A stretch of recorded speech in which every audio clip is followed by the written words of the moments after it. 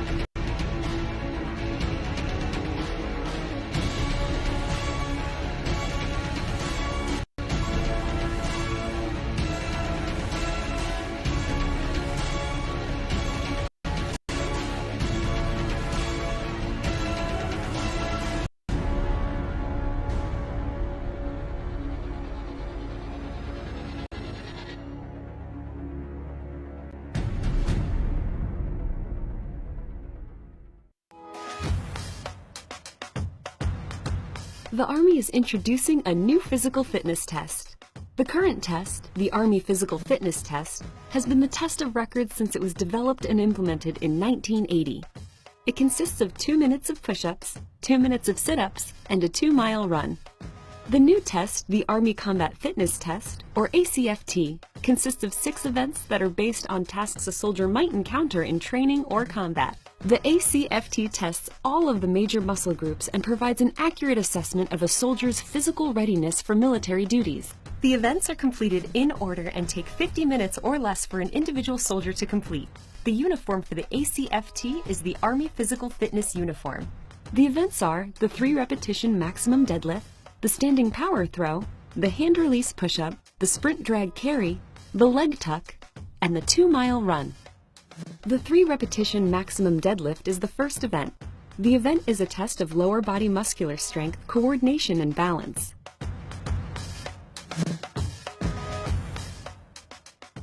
Soldiers are required to lift the maximum weight possible, 3 times under control, replicating a litter carry or the movement of ammunition and supplies. The standing power throw is the second event. The event is a test of explosive power and coordination in the legs and arms. Soldiers are required to throw a 10-pound ball up and backwards over the head for maximum distance. The event replicates the movement required to assist a buddy over an obstacle or the power required to leap across a ditch. The hand release push-up is the third event. It tests endurance in the muscles of the shoulders, arms, and trunk. The number of successfully completed repetitions is counted over a 2-minute period. The event is similar to hand and arm movements required in combatives or repetitive loading of ammunition and supplies. The sprint drag carry is the fourth event. The event is timed and tests a soldier's movement skill under anaerobic conditions, sprinting, dragging, carrying, turning, and moving sideways.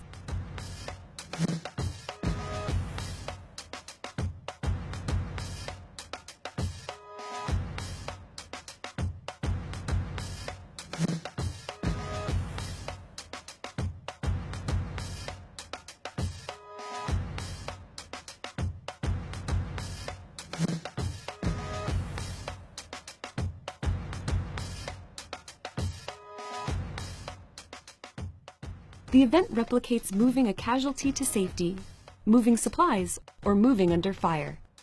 The leg tuck is the fifth event. It develops upper body, abdominal, and hip strength. From a straight arm hang, soldiers must raise their legs up so their knees or thighs touch their elbows. The number of successfully completed repetitions is counted over a 2-minute period. This event replicates climbing up and over walls, obstacles, or exiting disabled vehicles. The 2-mile run is the sixth event. The event tests aerobic capacity. This event replicates movements to and from contact. At the completion of the 2-mile run, the Army Combat Fitness Test is completed.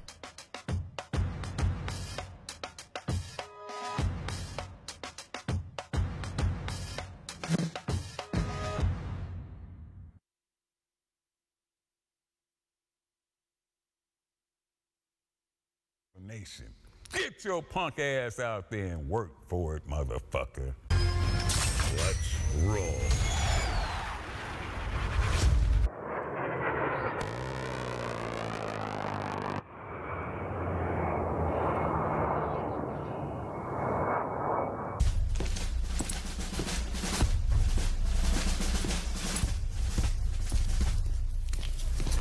Morning, Sergeant Major. How do you know what kind of goddamn day it is?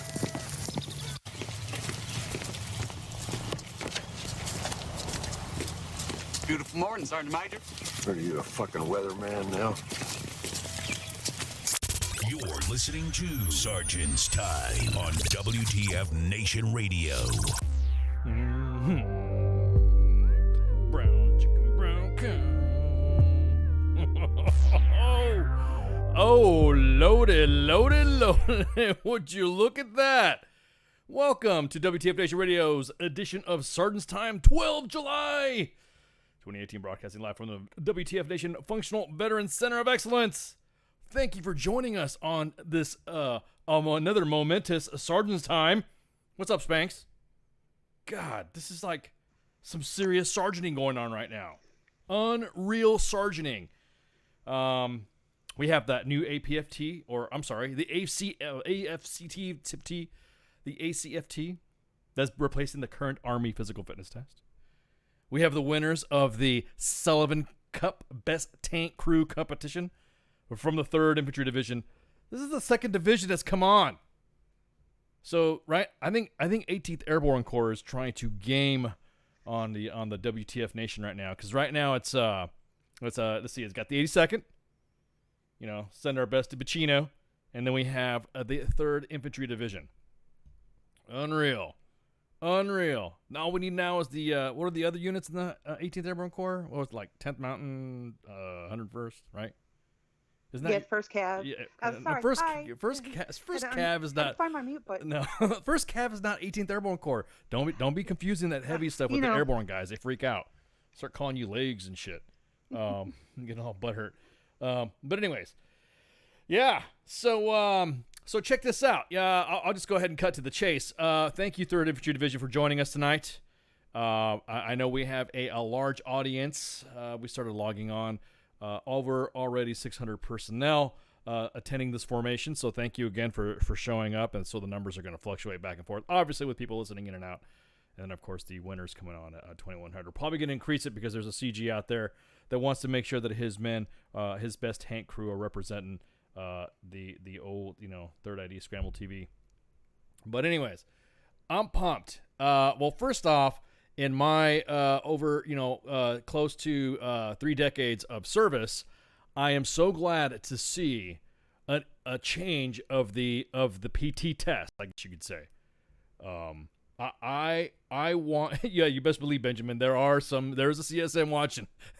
It's like a cadence everywhere you go.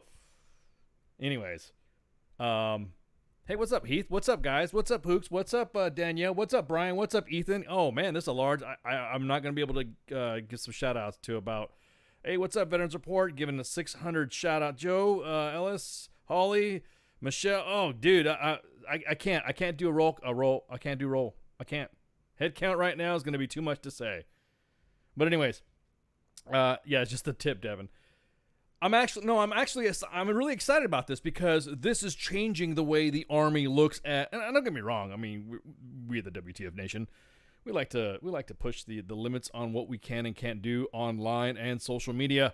And of course, keeping that aside, it is awesome to see the Army changing for the better when it comes to that. And the reason why I say that is because if you look at the standard 3-event APFT, which is push-up, sit-ups, 2-mile run, it's not really geared to anything combat related, if that makes any sense. You know what I mean? It's what's up? Oh, well, much love from Kentucky. That's nice. Awesome. Yeah, you're just here to complain about the fitness test. Bring it on. We're not complaining, man. We're just talking. We are opening discussion on the ACFT. So stick that in your lexicon there. I'm kind of back and forth because this changes the whole gamut of what the APFT used to be. Because everyone even said, I mean, shit, the PT test has been in service right now since 1980, and what's going to end up happening is that they're going to be you had the guys that would do PT tests and all that stuff, and it really wasn't a measure of all that because then you'd have other MOSs. And I think 18 years of combat just about has proven this, is that the PT test does not get you in shape, or it's not a good measure. Because you can have a stud that can get a 300 on their APFT, but then totally suck at doing a foot march.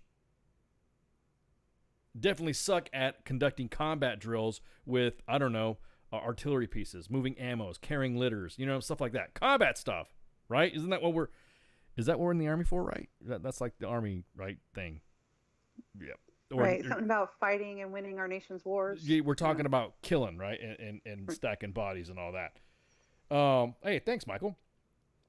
So the new thing is that you have to understand the dynamic of this event. Now, for everybody that's complaining in all 5 of my chats that I'm looking up, I better not see you, because you never know. I could be your sergeant major in a battalion at some Army post somewhere around the world, and if I see you complaining about this PT test, and then you sucking at the normal Army PT test, but then I see you doing like CrossFit or doing a Spartan challenge or some high-speed event where you're doing a bunch of obstacles, I don't want to hear it.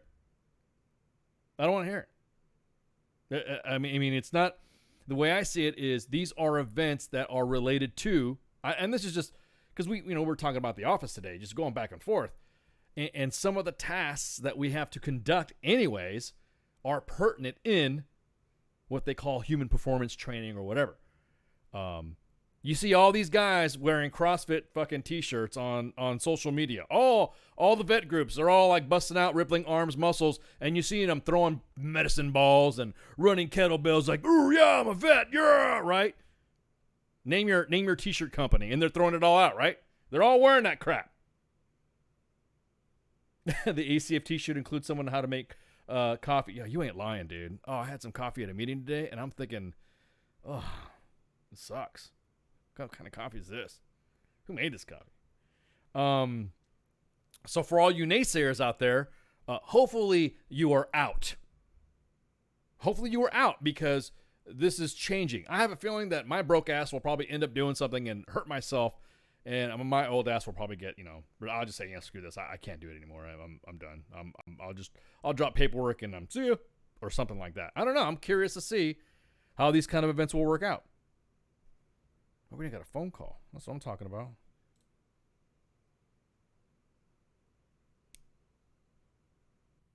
WTF Nation Radio, you're on the air.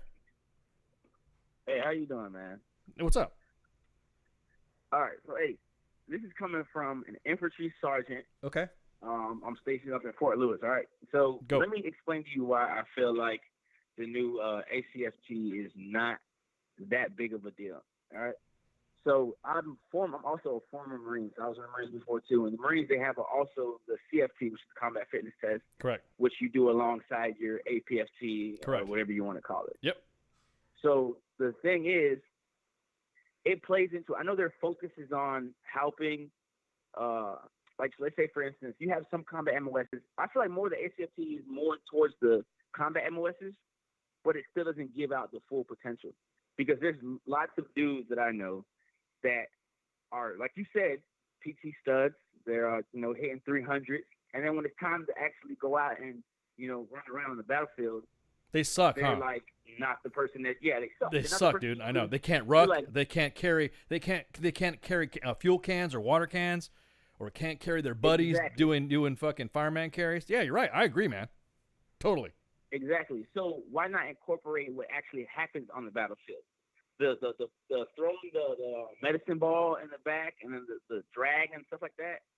That stuff's not really simulating too much, if you understand what I'm trying to say. Well, I think because I think it's just of basing it though. It's more like you said, it's a baseline. I think it's if you get to the movements, you work out those muscles, and then of course there will be exercises, because I'm sure nobody just didn't freaking roll the dice and decided to make up these events.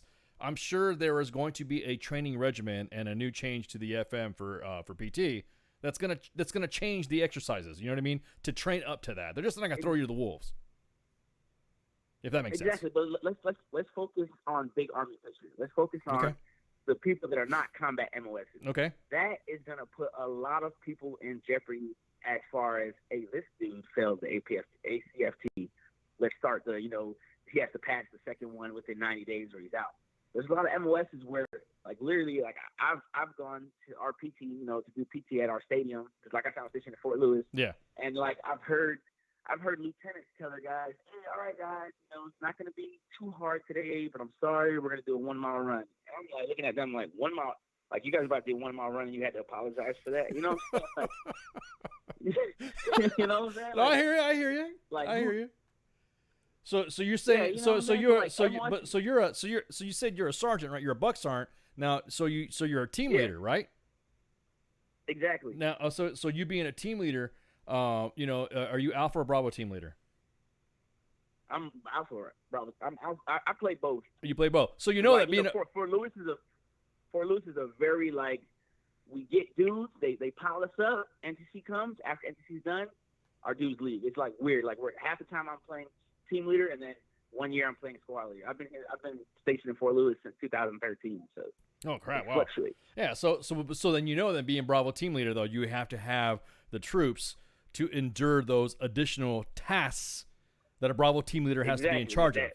Yeah. So he has to have, you have to have and all those stuff like that. Yeah, exactly. So you have to have the strength to manage those other than doing a PT test task. Let's put it that way. So then you as a Bravo team leader, and then you're a Alpha team leader, and then you, like you said, you jump back and forth to squad leader. Man, are you promotable? No, not unpromotable. What's up with that, man? How long you been a sergeant? You said you've been a sergeant for how long?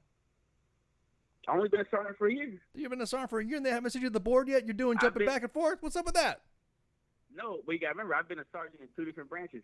I was a sergeant in the Marine Corps, and I was a sergeant in the They should have just sergeant in the Marine Corps. They should just sent you to the board as soon as they said sergeant in the Marine Corps. That should have been it. See, exactly. Everyone's telling me to. The reason that messed me up is I was on the plan to get out. My ETS date was September 9th of this year. Dude, don't date your. Okay, so you re-enlisted. I just re-enlisted. Well, congratulations. 2 weeks ago. So yeah, congratulations. I'm on leave right now. Oh, don't be, dude. No, it's okay. You congratulate. Hang on, man. There you go. Congratulations, man. I re-enlisted, man. I did it. I did it, man. That's what I'm talking about. Well, they will appreciate you. You're staying in the service and all that. It doesn't matter what branch you're in, as long as you're serving. That's what I'm talking about. So going back to what I was saying though, but you're looking at the tasks though, all right? You're seeing the tasks that you're doing as a Bravo team leader actually would relate that you would as an NCO, you would see your soldiers performing these events for the ACFT, and then you would say, man, bro, I don't know if you can be able to help me out with doing Bravo team leader, because B team, you're doing B team stuff, it's a hump. Right? So yeah, it's a hump. So you can't be doing B team stuff, and then the next thing you know, you got specialist Snuffy, and you got or private Schmed lap that can't even do a damn 10-pound medicine ball toss. Yeah. You know what I mean? So if you can't do that, then you're right. I mean, it is a test. That's why they call it Army Combat Fitness Test. It is a measure to do combat tasks. Now, do you think because you're like basically you're at the rank where the rubber meets the road, man, where the axe meets the stone. Now you know for a fucking fact that you were thinking yourself, man, these privates coming in, these Joes coming in, soldiers need to be in shape, right? You would think that, man, but we literally have dudes that come in and they're already on permanent profile when they get to us. I don't know how this is even happening, but we literally have dudes that come in. Matter of fact, we have dudes that come in on permanent profile and just come to us so they can medically reclass to a different MOS. Whoa. Well, okay. Well, I mean, yes, that's what you're getting. That's happening right now. So it's happening right now in Big Army is that they're letting dudes leave Fort Benning with permanent profiles and orders to medically reclass. So you get them, and they're on your numbers. So, the Big Army's not going to send you more dudes because you're at your quota, but they're sending you dudes that are on permanent profile. So, yeah, you're at your quota, but when it's time to go to field exercises or NTCs or YTCs, JRTCs, you can't use those dudes. And then they send you dudes that are getting medically reclassed to different MOSs.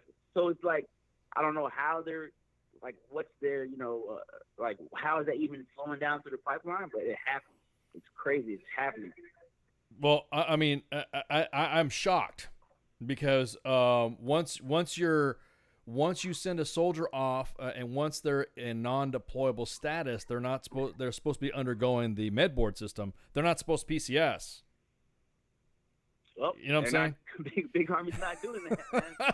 So is it? Big Army's just saying, pretty much it's like this. The recruiters recruit. I'm not blaming anybody, but I feel like the recruiters are getting him, and it's like, yo, this dude sucks. Hey, his drill sergeant will figure it out. And then they get to the drill sergeant, and the drill sergeant's like, yo, this fucking dude sucks. Hey, his unit will figure it out. And then once they get to the unit's like, damn, I'm fucked right now because I have a striker to fill with 11 dudes in total, but I got 8 dudes in the back. I got to run out this ramp, but I can only bring fucking 4 dudes because these other fucking 4 idiots are broken. You get what I'm saying? Yeah, I got you. Now you're hitting no. Objectives because the objectives don't change. You're hitting missions that are built for a full platoon, but you're only actually hitting it with half a platoon. So everybody's getting smoked the shit out of them the entire time. But mission continues, so you got to carry on mission. No, I got you. So then, what happens when you guys got to hit like JRTC or NTC? Then you guys send all your broke dicks out there with you? They bring every fucking body, man. It's a numbers game. They bring. I'm like I said, man. Hey, I just came from NTC, man. NTC and Hunter Liggett. They brought everybody, man. We had fucking 6-month-old pregnant females walking off the bus, and I'm looking at them like, you guys actually brought them? Like, you guys know they're going to be giving birth in like 3 months. Like, they brought every fucking body. Yeah. Damn. It doesn't. It's a numbers game, you know, and it's a fucked up thing because. No, I hear you. No, I hear you because I got you. Because as a sergeant major, I'm gonna look at my fucking guys. I'm gonna say, I can't do shit with these guys. Exactly. I can't put these guys or battle roster them to a deployment if I don't have anybody to fucking roll out. You know what I'm saying? Damn. So when I graduated BLC, I had a talk with Sergeant Major Princeton. And he was talking to us before graduation. He's like, hey, listen, guys, I'm about to become the fucking Force Counselor Major. So let me know what you guys have issues with. And all of us dudes were saying, like, hey, you guys keep saying that infantry is overstrength, but we're, like, sucking over here. Like, we have a lot of open slots for dudes. And then he started, going down the line saying that he blames it on the first sergeants because the first sergeants have broke dicks. And I'm like, everybody's arguing back and forth. You can never win really that argue game, but it was just crazy because Sergeant Major Grinson is telling us that, hey, he's looking at your purse stats and he's saying that, you guys have this many, how did I say it? You have this many that you can have and this many actually assigned. And he said that the numbers are matching up. So, everybody's confused and he's saying, he blames it on the first sergeants because. Well, that's a standard. No, that's a standard sergeant major comment. It's always the first sergeant's fault. It's like me, you know what I'm saying? It's like it's always your fault, no matter what. It's everybody. When I was a first sergeant, everything was my fault too. Soldier walked off a fucking a balcony and shit in another country, and it was my fucking fault. Yeah. You know what I mean? So you're fucked. Yeah. You fucked, man. Exactly. So I get it. No, so you're saying then. In a nutshell, because the phone lines are blowing up. I'm getting, dude. You're like, you got this thing go. You busted the seal. So basically, what you're saying is that the ACFT is a go. You good with the ACFT? You're totally good with the new PT test. I'm good to what it's trying to do, but if you look at overall picture, I don't like it because I feel like infantry dudes will have to pick up the slack of other dudes when they start booing motherfuckers out. Yeah, so you're saying basically, hey, this is good. This is a good to test PT test and all this other stuff. But when you have nobody, you have what you can get. You know what I'm saying? You'll take what you can get. Exactly. So I don't want to have it to where we have hey, sorry guys, that company that has 20 fuelers, usually 10 of them are getting booted out because they couldn't do ACFT. So we need you guys to go on a fucking detail and fuel your own, fuel a truck. Yeah. No, I hear you. Stupid extra details that the infantry dudes. I'm not saying infantry. I don't want to be like that asshole that says infantry's the best. But I'm saying like everybody should be able to do their own damn job. Exactly. Damn job. So when you got dudes are getting kicked out because they're not used to that type of stress level on their body, or they're not used to that type of and mindset to where the combat arms has to start picking up the slack of non-combat arms jobs. That's what I'm trying to say in that. Not trying to sound like an asshole, but that's what the fuck. No. You're good. No. I'm hearing you, man. I'm hearing you. Well, hey, man. Hey, thanks for calling, Sarnt. And like I said, congratulations on your re-enlistment. And then we got the phone lines are blowing up, man. All right, thanks for calling, man. Have a good one. Yeah, I'm finna go back on Facebook and I'm gonna look at it. All right, man. Take it easy. Right, Have a good one. Yeah. Oh, man. Woo! Let's hear some more. WTF Nation Radio, you're on the air. WTF Nation Radio, you're on the air. WTF Nation Radio, you on the air? Yeah. Hey, how's it going? What's up? I just got out of the Army as a NCO, and my whole take on it is I think this new PT test is great. It's gonna wean out all these new soldiers that are coming in fresh out, thinking, Oh wow, he decided to hang up on me. Hey, Cybercom, leave WTF Nation Radio alone just for a minute, okay? So that way we can. you see that, Spanky? He just dipped out. He must be calling from a bad cell service area. Of course. That's it. That's the excuse I give when I hang up on people. He was like, "Oh, drop the call, man." All right, so give a call back. What's that? So Echo 3 Foxtrot says usually that's how things work, but the drill instructor usually sort out the broke dicks. Yeah, usually they do. All right, let's see if this one tastes again. WTF Nation Radio, you're back on the air. What's up? Yeah, so sorry, I think my phone just cut out then. But okay. Yeah. Go for it. What I was trying to say is all these new soldiers are coming in, and I'm not gonna lie, man. Like the Army has completely changed from when I came in 2010 to how it is now, because you got all these new soldiers. I mean, they got a lack of respect. They're not doing good at PT. Like I had like 3 guys in my section. I was a 13 Bravo out of 141 Field Artillery, 3rd ID. Hey, what's up? But I was a section chief. I had like 3 guys that were on profile, and I mean, they weren't doing anything with them. They were just like, oh well, he's on profile, leave him alone, basically. Instead of like weaning these guys out and trying to get them out, they were just like content with it. And I agree with the guy said before. I've seen it where I went to NTC, and they're bringing everybody. I had a guy that was probably a month out from getting out of the Army, and they brought his ass to NTC. I mean, but this new PT test, it's great in my opinion, because it's built for combat MOS, and that's what the Army's about. It's about combat. I mean, you're not gonna fucking sit there and do nothing your whole career. You're eventually gonna deploy. You're gonna do something. So, I mean, that's my whole take on it. I think this is a change for the good.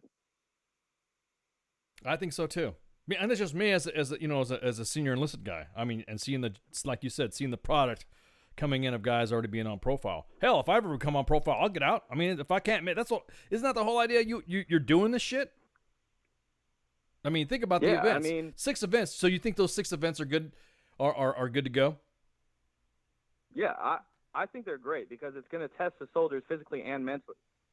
I mean, I remember coming from 25th ID.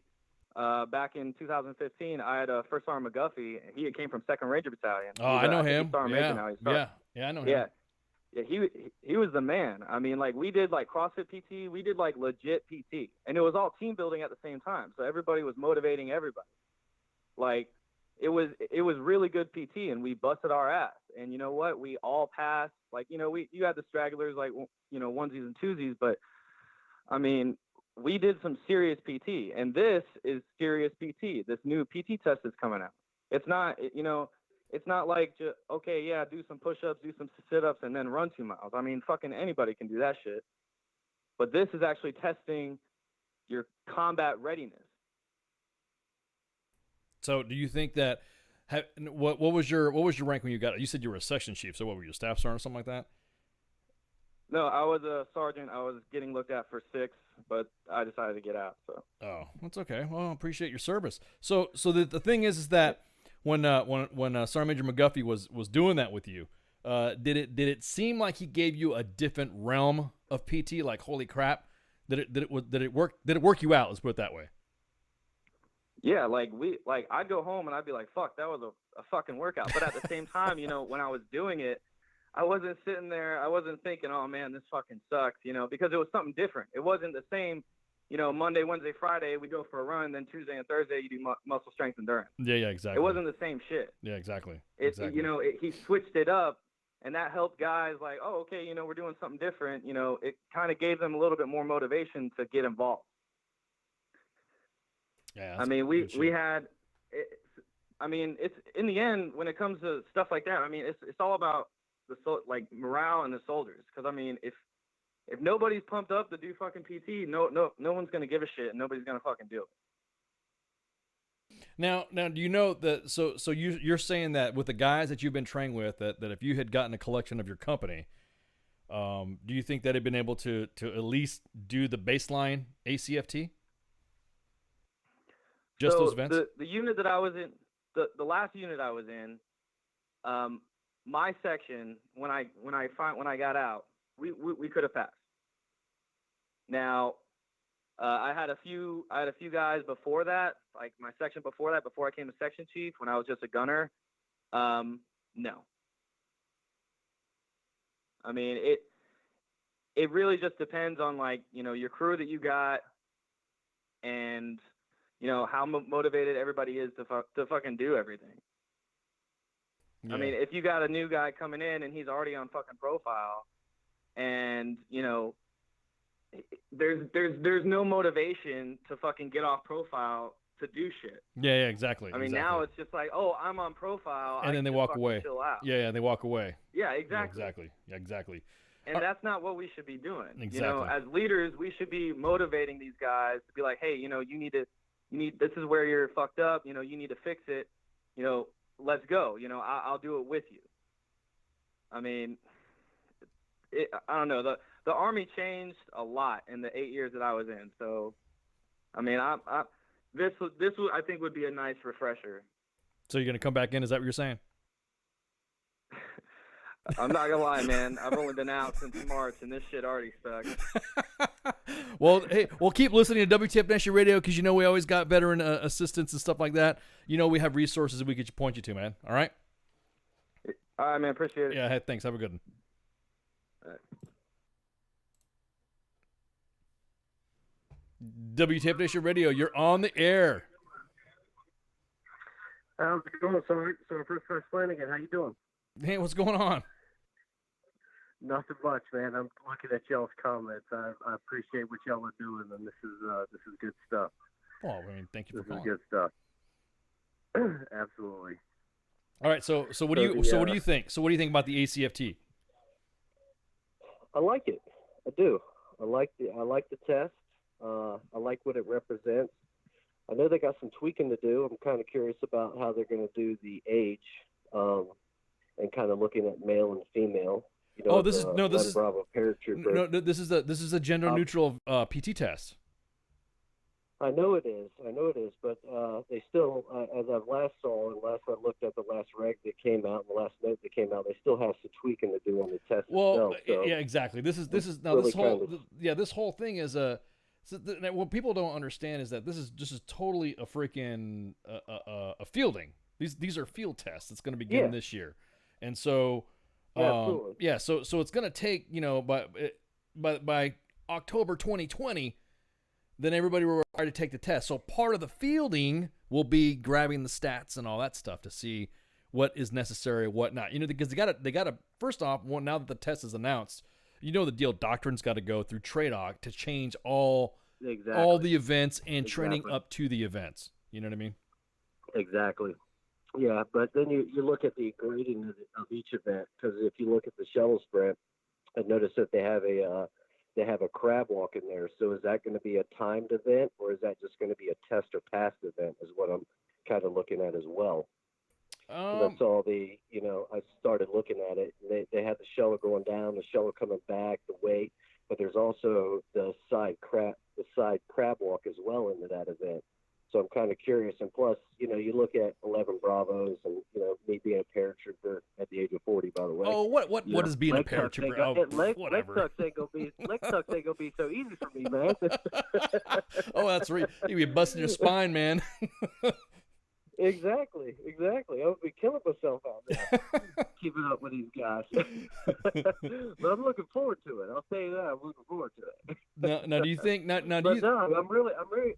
Then do you think it's easy for you to train your troops to already in the town? I mean, because you're a red-blooded American paratrooper. You know the deal. That some of the exercises that are done in your unit are already different than what normal Army PT does, anyways. You know what I mean?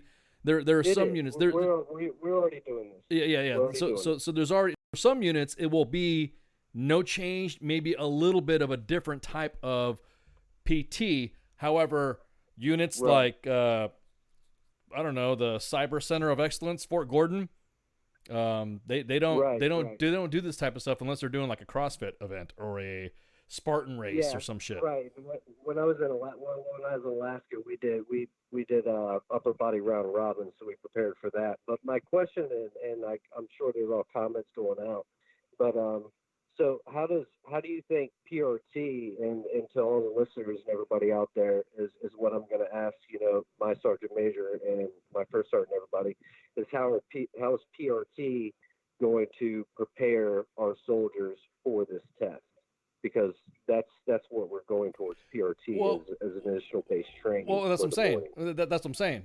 Everything, this is going to be a ripple effect. In other words, all the tests and all the stuff for this right here has culminated into this. So I'm pretty sure there's going to be some doctrine changes already being written in to the new FM to get it, you know what I mean, to get it set up. I mean, they're not just going to throw all this stuff together, because the comments right now and all the chats are like, oh, it's never going to happen. Oh, whatever. Right, and they have. I don't know if you know the recruiting world any, but the recruiting world they've put in the the OPFT. The OPAT. The OPAT, yeah. The OPAT. So and if two of the events in the OPAT is the deadlift and the medicine ball throw. So I think they're trying to initially not only gender across, but they're also at the same time have already put that into effect for everybody kind of out there listening. I think that the OPAT is what I've heard from other recruiters, is that they're bringing that, and I think that that's going to transition into this test of what they're bringing in. Which, by the way, I really do. Overall, I think it will be a great test. Yeah, I think so too. I mean, it's gonna happen. It's rough. I know. You know what I mean? It will. It's gotta change. You gotta change. Pickle Rick teams up with Ice of Excellence. Thank you. Thanks, Joe. Yeah, I mean, exactly. You're gonna look at like, I can't do it, Joe. I can't do this, and you're gonna look at other MOSs compared to combat. But like you said, it's gender across the board. So I think overall it will produce a better product of a soldier at the end of the day. That's it, man. All right, hey brother, I got more people are like blowing up the lines now. So keep it going. All right, man. I'll talk to you later, brother. What you're doing? Thank you very much. Yeah, take it easy. All right, Have a good bye. Oh, all right. Oh, okay. That person just hung up. So dial 415-889-8367. Call up the WTF Nation, Functional Veteran Center of Excellence, and you can come in here and shoot the breeze. Because so far, the tally is positive of all the callers that have the intestinal and testicular fortitude to call me up and let me know how they feel about it. Again, going back to what I was saying. Here's the thing about the alternate events. There's not going to be one. I was asking about alternate events. There ain't going to be any. If you're on profile and can't do these PT tests, then you can't do these PT tests. Then you can't be tested. So you're going to be looked at, the days of guys floating around on permanent profiles hanging out are over. WTF Nation Radio, you're on the air. Hey, how you doing, sir? Hey, what's going on? Sorry, Major, but thanks. Oh, well, this is actually my first time actually ever listening to you, Sergeant Major. Okay. Apologies. Well, no, you just call me Ice, man. I was just breaking balls because I don't like being called sir, but go ahead. What's up, man? Yeah, Roger. Well, I was reading about the comments about the new PT test, and I kind of do agree with it due to the fact, first off, I'm a sergeant as an NCO for a recruiting command. Down in Texas. Shh, don't say that, dude. Don't say that. Don't say that. No. Okay, so you are a NCO down in Texas. How about that? Don't say where you're from. Go ahead. I'm pretty sure the USRS is going to get pissed off because you're calling, but it's okay. Go ahead. Right. Go for it. But I definitely do agree due to the fact that it correlates with the OPAT almost 100% in my opinion. Yeah. Due to the fact that you have the power throw, the shuttle sprint, stuff like that, it comes down to it. And that's actually how we test these new soldiers that come in. Now do you think the OPAT though, can you see like, I know from your foxhole, can you see the transition, like, through the OPAT that scientifically these guys aren't going to be doing okay in basic or whatever? Can you see that? Has there been any stats coming back from that? To tell you the truth, I haven't seen stats, but out of the people I put in personally, I've only been doing this for a little over a year now. I've only had one person out of like maybe 25 actually not make it through basic due to the fact they hurt their back. But we're doing like the deadlift. I see people constantly do that. When I do future soldier training, we challenge them to get up to the next rank on the OPAT. Because it's a battle test, really. It's just seeing if they can actually handle their job. Now, with the Army Combat Fitness Test, Sergeant Major, it's going to see if they can still maintain that level of fitness and also have the NCO think outside the box for PT, because FM 7-22 also has more than just the regular push-ups, sit-ups, 2-mile run. Get in the gym, get the weights out, and actually push your body. I don't know, get some logs for all I care, and test each other. Hey, I'm originally a 91 Mike. I'm currently at ALC right now. So. Shh, come on, dude. Okay, look, when you call WTF Nation Radio, I know this is all free for all fun, but some of your commands may not understand. You could just say you're an NCO and you're in the recruiting world or something. I don't want nobody to freaking, you know what I mean? Joe in the chat. Joe in the chat says nobody knows what foxhole is. No, Joe, that's why they're doing this PT test, so they can dig a fucking foxhole. How about that, huh? All right. Or to see if they can actually pick up their buddy next to them and run 100 meters just to get them out of the fire zone. Yeah, exactly. So, did you spend any downrange time yet? Not combat duty related, just a peace tree mission. Where'd you over go? in Egypt. Dude, you guys are taking fire over in Egypt. What are you talking about? It's a peace. Okay, yeah. So did you guys get you guys get any of that combat pay like you guys were supposed to be getting? You guys were supposed to be getting some sort of retroactive shit back in the day. Did you get it? Yeah, I went there back in 2013. So yes, we actually were there during the Civil War of the Egyptian police against the Egyptian civilians, and it was crazy. Yeah, see, so you got some time. I don't even talking about. Oh, it wasn't really, dude. Come on, bullets are flying at you, man. That was getting pretty dicey. ISIS was dumping car bombs on just about everybody over there. So. Well, the place where I was at, literally outside the gate, no more than half a mile away. No, that's what I'm saying. We had 4 car bombs. Yeah, oh no. That's what I'm saying. You guys were in the shit too. I'm surprised you guys didn't get any more, annotated awards from that stuff, because that was getting pretty heated there for a minute. So, but anyways. True. All right, man. So do you think that you think you'd be willing to go back to the force and be able to do this with your troops? I mean, do you think this is a good thing to train with your troops?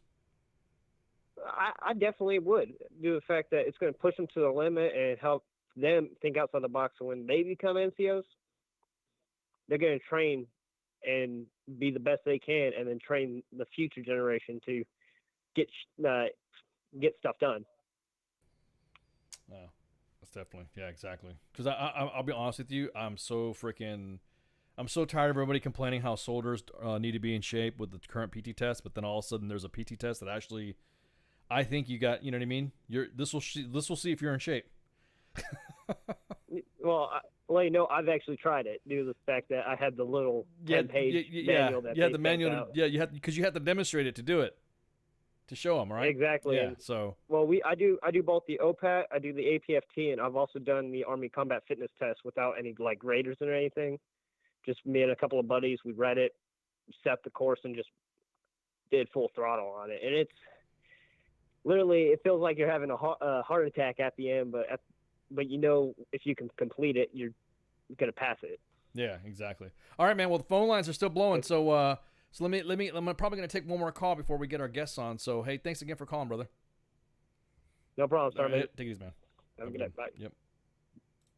Man, guys, if you're gonna call, just hang out there for a little bit. Just wait till I say get off, because then now whoever just called me up, I'm not gonna reveal your code there. Just give me a call back if you didn't call already. So, anyways, yeah, what was I saying? Oh, everyone's asking about the what about equipment? How are we gonna do this? Don't worry, the Army's not gonna make you go out and buy kettlebells and freaking make you go do this stuff alone. The units are gonna be afforded, and there is gonna be some budgeting changes, so that way, when this fielding happens, you'll be able to train effectively for this event, and you should be doing PT anyways, comparable to what. Again, I'm telling you. I hear you guys complaining. I'm taking all your names down. All 15,000 of you, or 14,000, or I can't see, the numbers are going back and up and down. I'm taking a roll.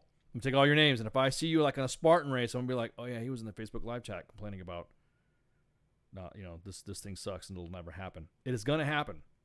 I know we like to we actually had researched this and triple checked our sources. It's going to happen. So deadlift between 100 and 420 pounds, depending on the individual soldier. You must do 3 reps in 5 minutes, and then you get a 2-minute rest. A standing power throw, you'll be required to toss a 10-pound medicine ball overhead and backward. And you'll have 3 minutes to make 1 practice throw and 2 for a grade. And the longest distance is recorded. Then you get another 2-minute rest. Hand release push-ups, you lower your chest to the floor and then lift your hands off the ground between each rep. And you'll be required to do most reps in 3 minutes. So you're getting another minute. And then you get a 2-minute rest. Sprint, drag, carry in 4 minutes. You will go 25 meters out and 25 meters back 5 times. Each iteration will include a different activity, which will be a sprint, drag a sled, run a bilateral shuttle, and carry 2 40-pound kettlebells, and then sprint again. Then you get 2-minute rest. A leg tuck, you'll be required to hang from a pull-up bar with your body parallel, and then pull your knees to your elbows as far as many reps as possible in 2 minutes. And then after that, you get a freaking 5-minute rest. And then you do the 2-mile run. 6 events. I think we're going to get us old timers. We're going to do it next week. Because we were talking about doing that for senior leader PT. Just do it right now and see what happens. See how many guys are going to be like complaining or saying, fuck this, I'm out. There's nothing wrong with that. Oh, shit. Hi, Tradoc. How you doing? Thank you very much for joining us, Tradoc.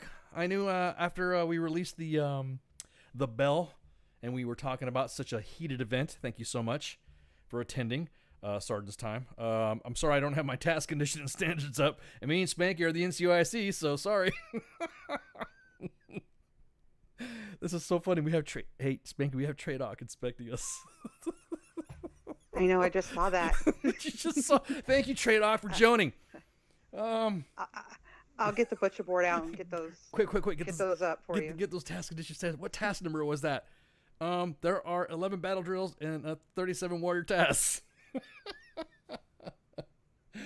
Holy crap! Everyone's flinging the questions to Tradoc.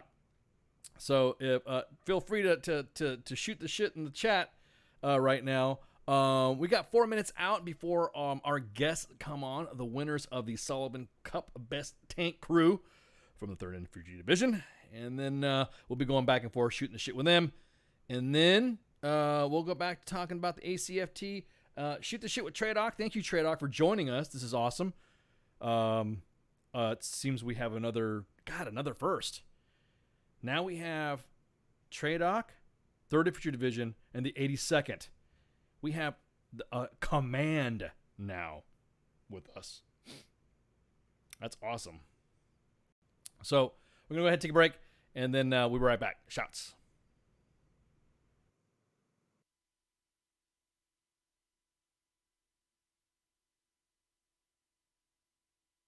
WTF Nation Radio. WTF Nation Radio. Take it from me, Ice. You can't just float around space not caring about stuff forever. The voice of U.S. Army. WTF Moments. This is WTF Nation Radio. Shit in the bag, Pogue.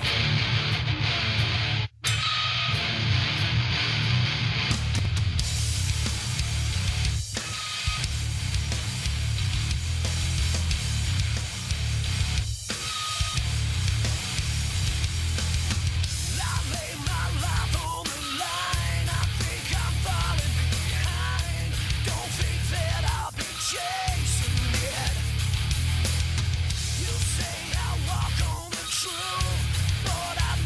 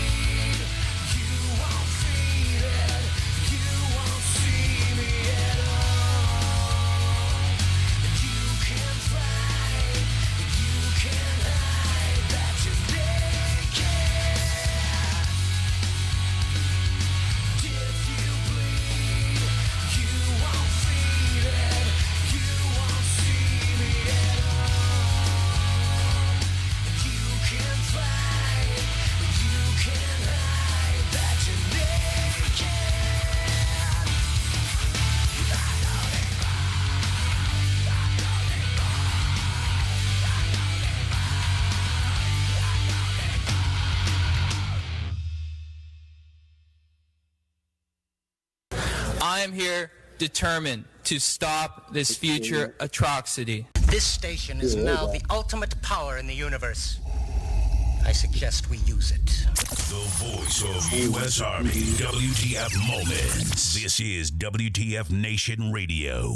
I find your lack of faith disturbing. Good evening, boys and girls. This is Tim Kennedy. I'm a Special Forces sniper, a Ranger qualified Green Beret, a UFC fighter. Please listen to us and the shenanigans that we're going to say. We will insult you. There will be racial slurs. We will be sexist. We will offend you. But there will be magic, and a unicorn will be raped. So enjoy the show. Thank you for listening on WTF Nation Radio. And we're back with part 2 of Sergeant's Time, broadcasting live from the Functional Veteran Center of Excellence. We have, hey, you guys asked a question about this new, the ACFT TRADOC. Yes, that TRADOC is inside the main page chat, Facebook live chat. They've already checked my task conditions and standards, and we're good to go. TRADOC, give my regards to Sergeant Major Davenport. And then joining us right now are the winners. The winners of the Sullivan Cup 2018, Staff Sergeant Jonathan Werner, Corporal Justin Harris, and then Private Brandon Zacher. And wait a minute, Private Sanders got on a detail? Is that what I'm hearing? Yeah, he was tasked out on KP. Dude, Yeah. really? The winner of the Sullivan Cup's doing KP? That's what I'm talking about, Private. Get your ass out there and do some. Well, hey, guys, congratulations on winning an event, because I know last year we were breaking balls on WTF Nation Radio because the National Guard had taken and swept the Best Ranger competition, the Sullivan Cup, and the Connolly competition. All these big competitions the National Guard just swept. And then now you guys have taken it back from the Guard. So, congrats. Appreciate it. Thank you very much. Thank you. So what? Explain what the Sullivan Cup first off is. What is it? So it's the best tank crew competition. It's an international competition that the Army hosts biannual, so once every 2 years. This is actually the 4th one that they've held since it started back in 2012. So this year we had a total of 16 teams, including Kuwaitis, Australians, other partners like the Marines were there. National Guard was there, and then the rest were from the Armor Brigade combat teams throughout the Army. Now you guys are assigned to 2nd Brigade, 3rd Infantry Division, correct? I just want to make sure I got that out so that way you can throw your shout outs. That's definitely correct. 2nd ABCTs, that stands for 2nd Armored Brigade Combat Team. Is that because I'm not a tanker, so I wouldn't. Yeah. I mean, I don't want to insult your. No, that's it. Okay, cool. So these events, are they correlated to your MOS? I mean, are anything you do for the Sullivan Cup, are they correlated to actual duties that you're going to be doing while tanking? Everyday tasks. Like everything you would do on a tank, it's every day. The events that they pushed in there is what you do as a tanker. So it's no skills that you're going to go there not knowing and competing at. So it's everything that we do on a daily basis. So it's basically like it would be like a 70-ton version of the EIB. Because you guys got the tank. So not necessarily. I think EIB is a little it's a lot smaller. It's a smaller level. It's unit level, like base unit level, but yeah. In a nutshell, I guess you can compare the two. No, I mean, I'm just talking about the level of competition. So there's standard tasks that you would do while you're tanking. Now, Sergeant Werner, as a tank commander, how long have you been on the line as a tank commander? So as a tank commander, probably 4 to 5 years now. I've been in the Army for 8, so I've been tank commander for a long time. Awesome. So did it feel easy? Were you kind of nervous and getting your? I mean, because all your crew. How long have you guys been serving together as a crew all together? So we actually were thrown together as a crew roughly 2 months before the competition. Oh shit! So we tank for what, 3 months? Yeah. Something like that? So two of my soldiers, Zachary and Sanders, are both fresh out of basic training, brand new, not even been in the Army 1 year. And then Sergeant Harris, he got thrown to me as my gunner 2 months before, and I think we all got to the unit roughly around December timeframe of this year. Oh, so well, you got promoted to sergeant? Yeah. Congratulations, man. Because I know we had I'm gonna General Quinton. We took a little trip to France, and he promoted me actually on the Rock of the Marne. In the history books, that was amazing. Dude, that's awesome. That's awesome. So okay, so basically, so you two, Sergeant Harris and Sergeant Warren, have already been serving some time together, but the two privates just showed up. Right. Yeah. They were just kind of into it. We went around asking, all the soldiers, like, hey, who would want to compete if we can get a team together and make this happen? And these two soldiers in my platoon were like, hey, we want to do it. And at that point, I wasn't going to tell them no. So, I mean, they stepped up to the plate and they came through when we needed them the most. So, I mean, my hat's off to them. So, can you go down the listing of events that you guys have to go through? Because I like I said, I'm unfamiliar with the. I was assigned to the 1st Armor Division, so all I know is that tanks go boom a lot of times in the motor pool, table 12. Let me see. So that's about the only thing I know about tanks.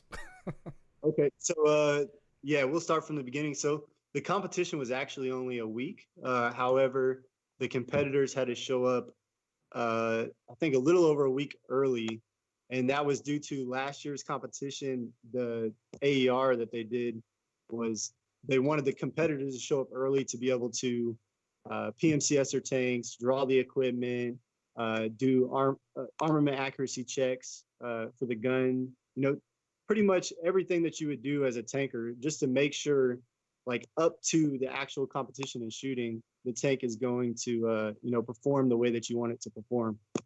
And that's one round lethality. So I think starting out, we drew the tanks, we got the equipment, we did the AAC. So there was only three of us total out of the whole competition, 3 crews that had the A1s.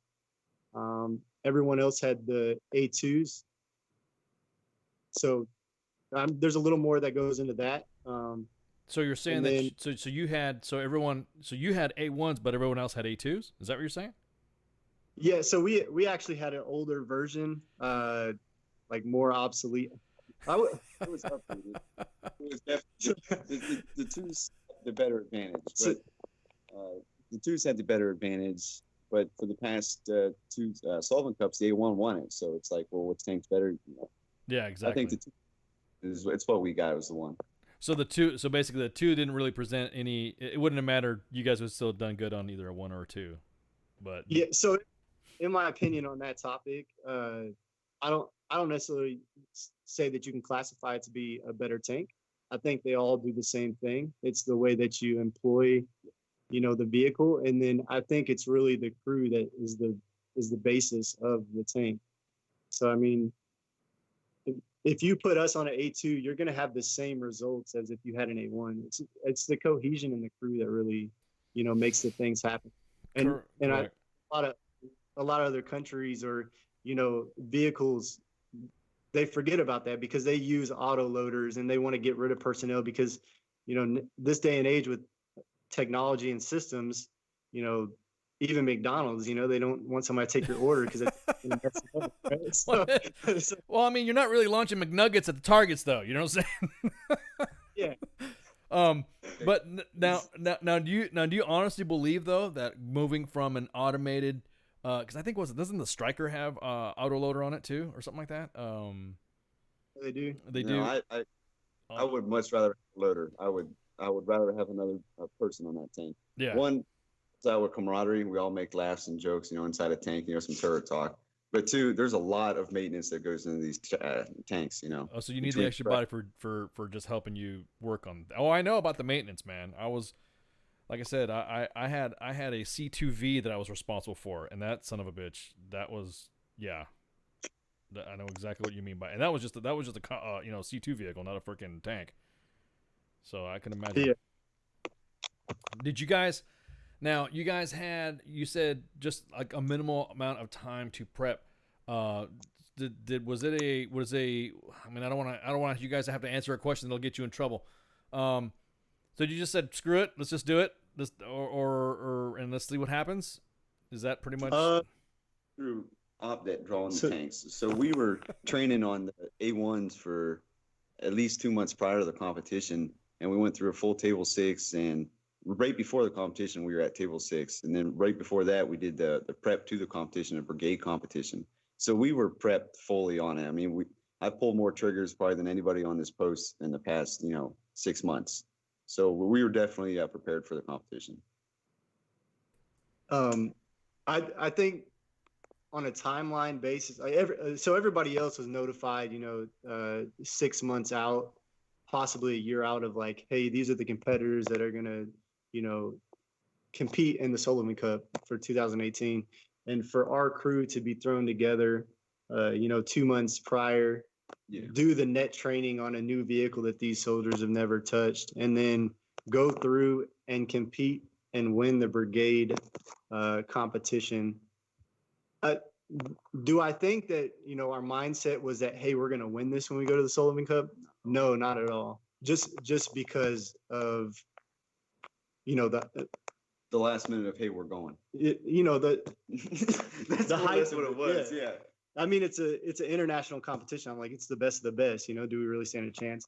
And I think it wasn't until after the first week to when we realized, hey, we placed second for the first week, and we were only a few points behind. And at that point, I think we realized that we could actually win this. That's awesome. So when you guys started going through, you said how many countries participated all together with the international partners?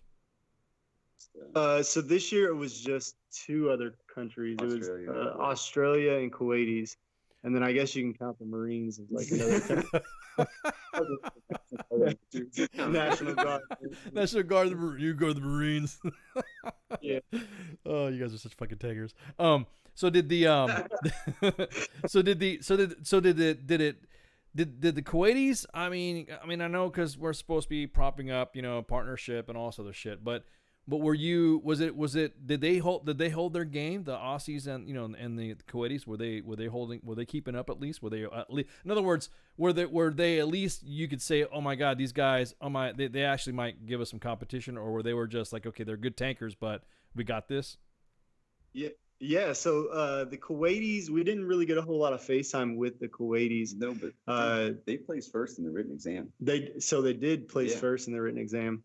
I mean, overall, they had the newer vehicles. They had a lot of help or assistance with some of the tasks, just because they were doing our task and drills, as the United States Army, and not necessarily the Kuwaitis, the way they do things. Yeah. So for them to be able to transition from the way they currently do, their tactics or techniques in Kuwait, and to be able to compete in an American competition, I think they placed well for that.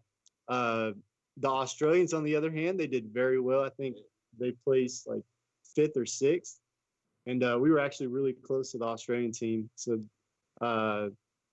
they were all a bunch of really jacked, like PT studs, smart. I mean, we actually.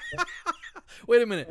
So the way you, okay, guys, stop, man. You're supposed to be talking about tanker. You're supposed to be like being cool, and you guys are, these guys are jacked. They're smart, and we were fat, and no, I'm just kidding. I mean, it's not your average, They're not your average looking tanker, yeah, because a tanker does not these guys are fat. They're lazy. Yeah, exactly. Because tankers don't. I mean, I'll be honest with you. I mean, because I was. That's one thing I noticed when I showed up to First Armored Division, and I admit I adopted a little bit of the tank life, because you're riding everywhere. You're not rucking. You're not stepping off. Everything's a ride.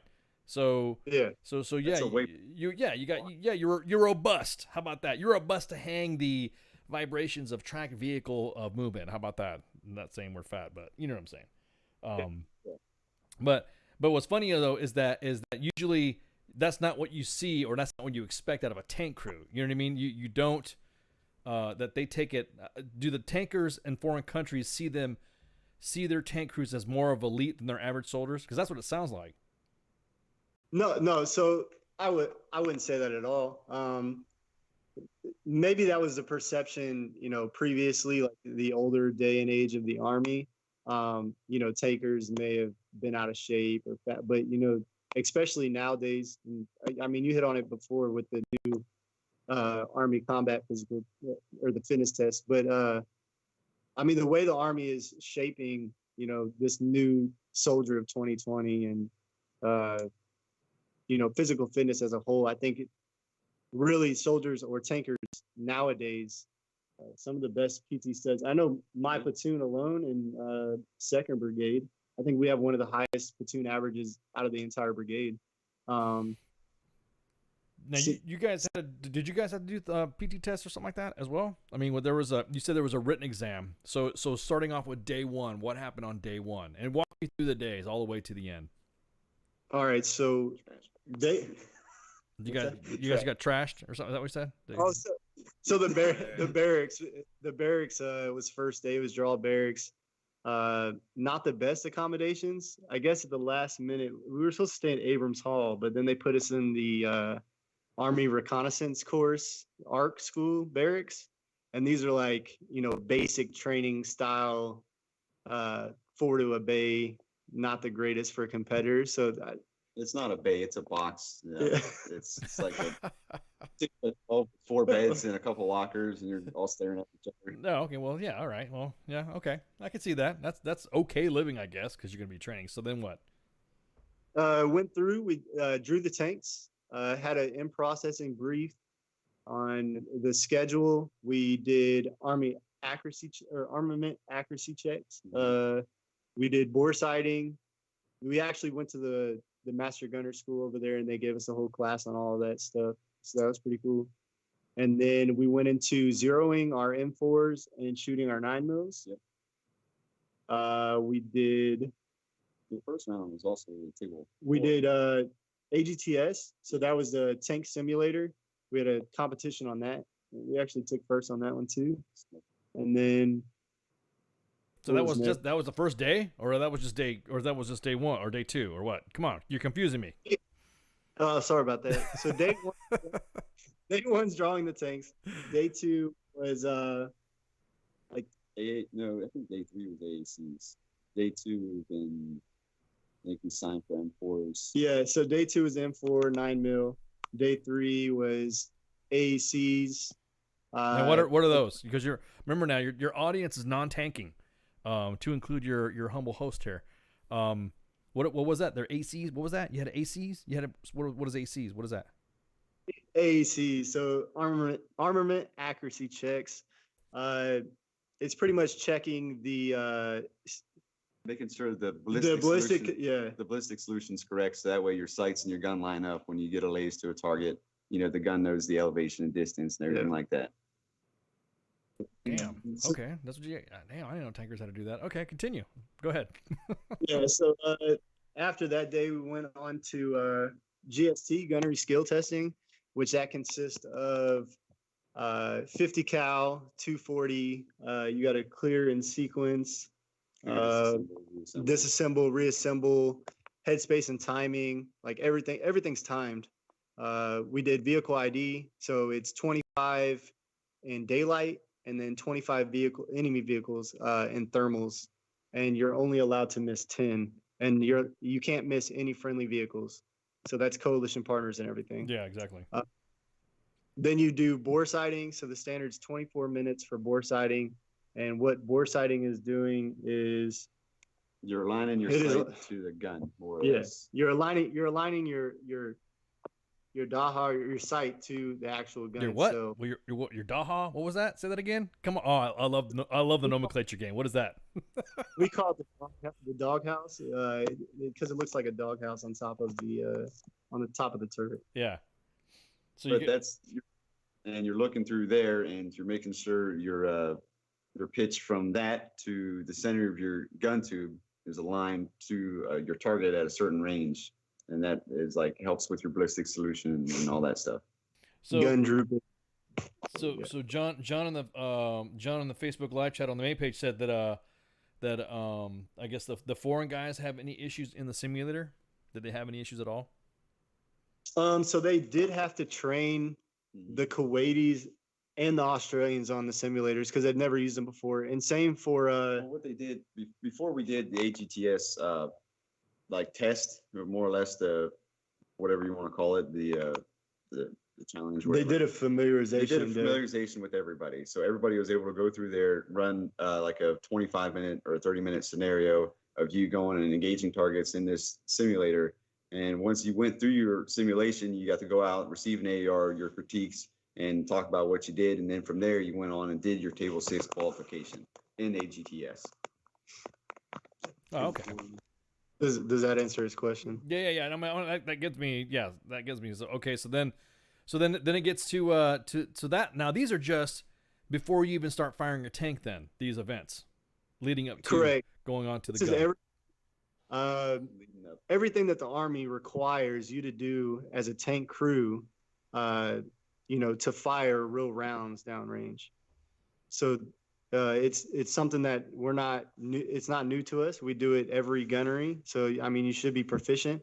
But I think at this competition is how proficient are you at these tasks. Okay, so this is actually when you're on the gun line, ready to pull triggers and fucking call targets. This is everything that you have to do Gotcha. up to that point. Okay, Correct. so then you said like the last 2 days or the last day, that's when you're actually loading rounds and firing downrange? Yep, last 2 days. The last 2 days. Yeah. We did table 4. No, for round 1, yeah. Yeah. Round 1 was the table 4. Once we went through all of our qualification, then we went to the table 4, which is like familiarization of the range. We didn't shoot the actual range where our competition would have been held. Yeah. It was before. So everybody going out there and more or less getting confidence in their equipment. And there's some people out there that had issues, a lot of issues with their tanks. So a couple ended up swapping out tanks. I think we did too. We swapped out our tank. Yeah. But our table 4 was to go out there and get confidence in our equipment before we were going out there and for the competition. That way there was no, my tank was screwed up. No, I mean, you had your chance. So it's pretty much like a fan fire, get ready to go before you hit the competition range itself, pretty much. Yeah, that's correct. Yeah, okay. So then once it was game on the competition range, how did you guys? I mean, obviously you guys freaking won. So how many points are you supposed to hit to get a good score? What's considered a good score? So I wouldn't classify it as a good score. I mean, to qualify, you need 7 out of 10 qualified engagements with at least 7 out of 10 of those with at least 70 points in each event. And then you got to get a total score of 700 points. Does that make sense? Yeah, gotcha. So that would make you qualified. If you do the same with 8 out of 10, 800 points with 70 in each, target, with a total of 800 points, that's superior. And then 9 and above, that's distinguished. So for me, good or great is distinguished. It should be the top 10% of your formation. That's damn right. Every tanker should be that way. And you guys did it on old school tanks too. That's what's badass. Everyone else had the new shit, and you're like everyone's kicking ass and fucking doing these badass tanks, and then you showing up with an old F-150, and you're killing it. So Private Zacher, so where'd you graduate basic training at? What was your company? So I was Alpha Company 181 Armor over in Fort Benning. Mm-hmm. And then you being the loader, and you're getting this close to competition. Were you nervous at all that these two sergeants were gonna really put the heat on you? I know. Well, privates are awesome. Go ahead. But he expected a lot out of me. He pushed me and he helped me to strive. And I remember at one point in time, he said, if there's not another round in that load by the time I'm ready to pull triggers, you're getting out of the tank and you better run. So that was some good motivation for me to, just keep loading and make sure I I had a round in that too, ready to go. Well, then so. of course that was positive reinforcing motivation, though, right? I mean, that was you didn't want to have to walk back and get kicked out of the tank, right? No. But besides just, trying to give me that positive motivation, I mean, he showed me a whole lot of things, like just, I don't even know where to begin, but like all my knowledge I learned on the tank, I basically learned it from Sergeant Harris. I mean, anything I didn't know, I would ask him for help, and he'd be right there with me, and he broke it down real simple for me, and I don't know, I'm just glad I had him with me. We're not doing a recruiting commercial, man. I'm just asking if you're if you're good to go. Now, did anything that happened in training, like when you came out of basic training, did it translate into the competition? In other words, everything that you saw in basic when you went through OSUT, did it translate to you actually doing it in the tank? I'd say a lot of it, yeah. I mean, basically everything I learned at basic training helped me here at the unit, and then everything I learned at the unit helped me out for the competition. It was more like a stepping stone, but a lot of it did transition over, and I mean, I didn't really learn nothing new at the competition that I really didn't learn in basic. Did you guys have the new tanks or old tanks in basic? I think we had the A2s at basic. Oh wow. We had tanks. But... Oh, so this shit was a cakewalk then once you got in this thing. I mean, I really is the difference between the A1 and any of you guys can answer. The difference between the A1, A2 strictly component, or is it performance, or what is it without getting into too many FO, UO, or classified information? What's the difference? Is it is it equipment wise, or what is it? I would say the 2 is faster for engaging targets. It's a lot more digital, technologically. I can spit it out. You're good, man. I know you guys got. You're only broadcasting to 1 million people. You're all right. You're good. And your entire chain of commands listening. You guys are good. So you're saying the technology is newer. Now you're talking about engaging targets just as the targeting system goes. It's quicker to engage. Yeah, you're supposed to be able to identify targets much faster, which is very true.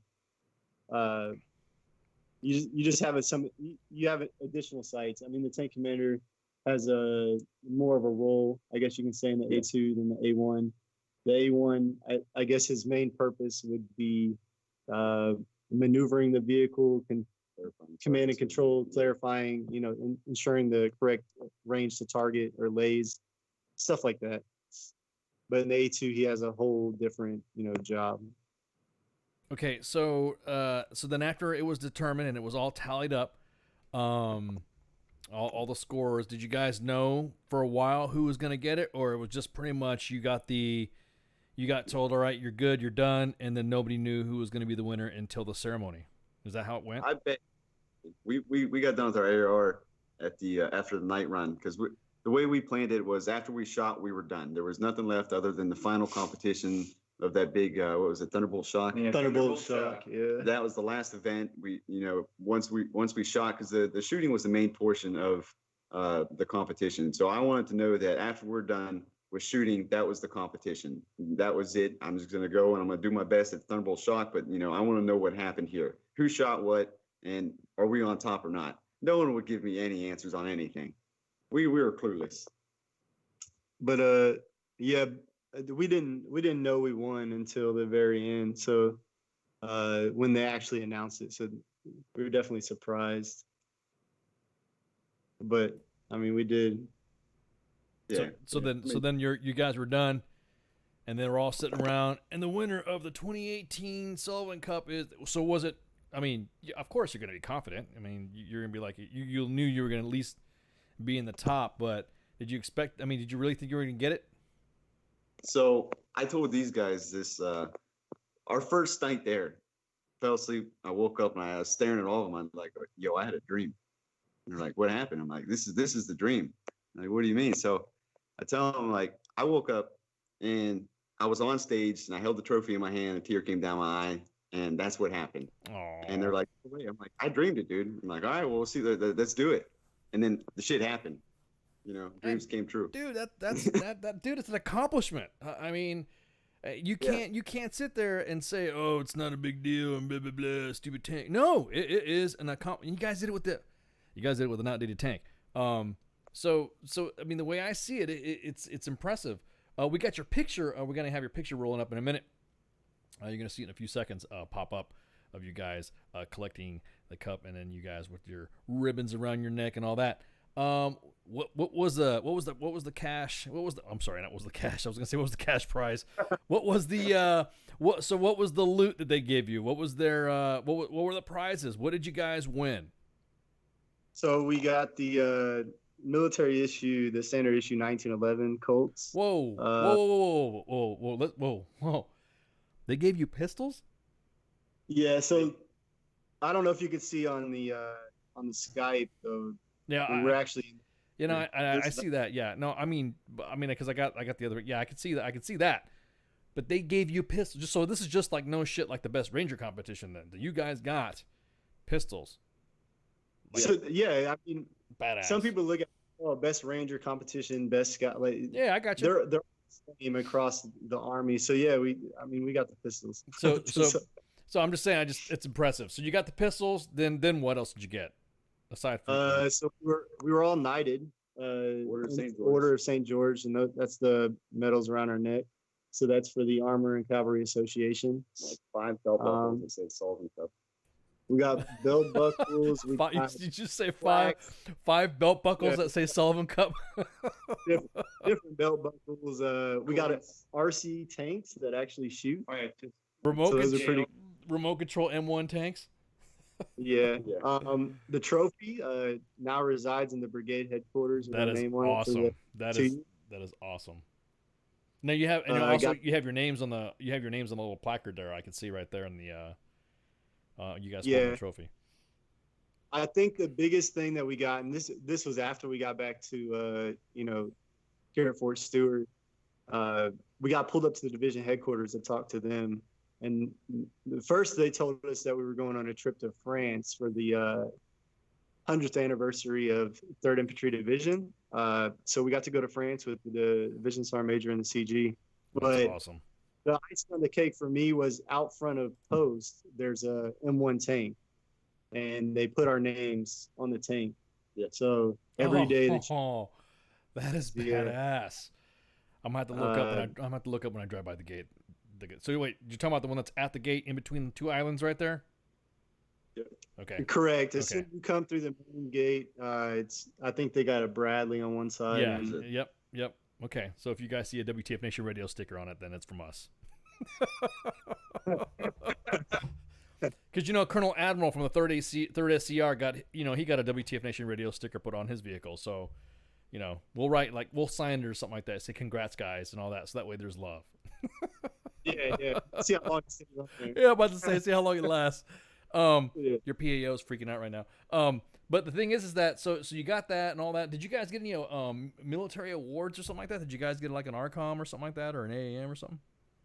Yeah, so we got AMs for the gunnery that we shot right before. We got ARCOMs for the competition, for winning the competition. So, and then a whole bunch of coins.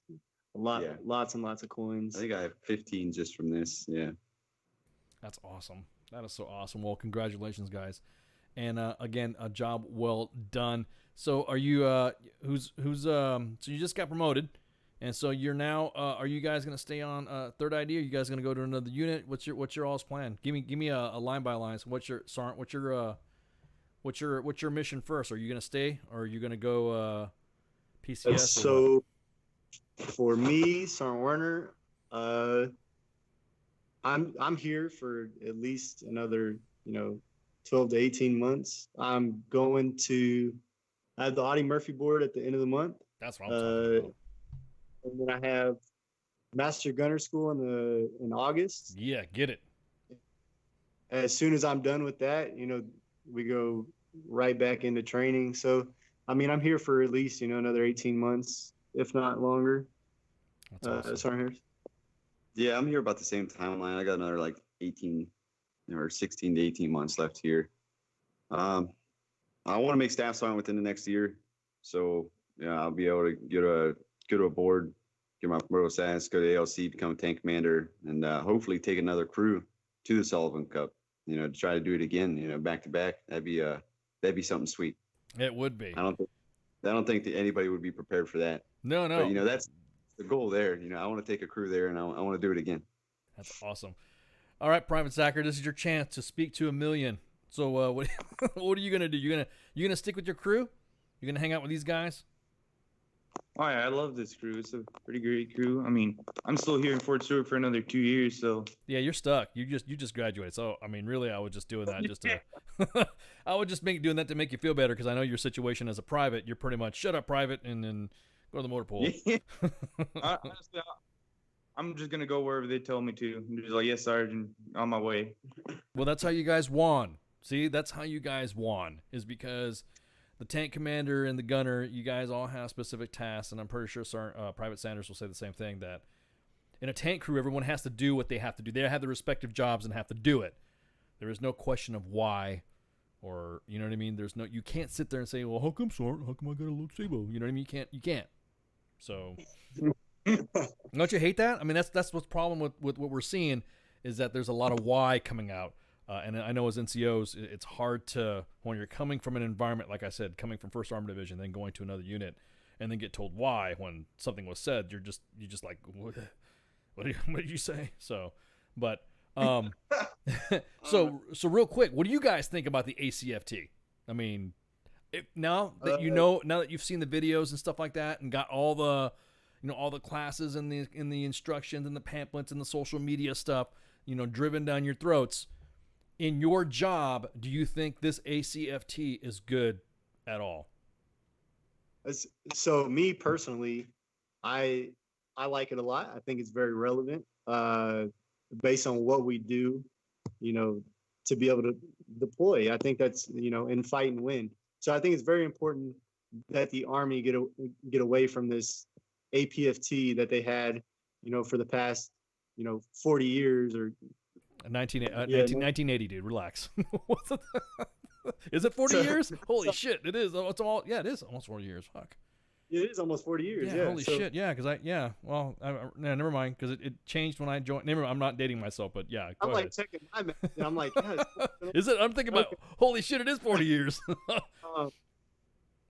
I love to go to the gym. I love the deadlift. All the stuff that we already do, or that we're going to do for the ACFT, that I already do on a day-to-day basis. So I'm excited for it. I think it's going to, that top 10% of your NCOs and officers. When it comes to PT now, it's too easy to do 80 push-ups in 2 minutes, 80 sit-ups in a 13-minute, 2 mile.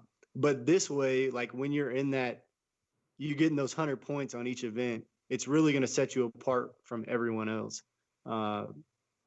So in that aspect, I'm really excited for it.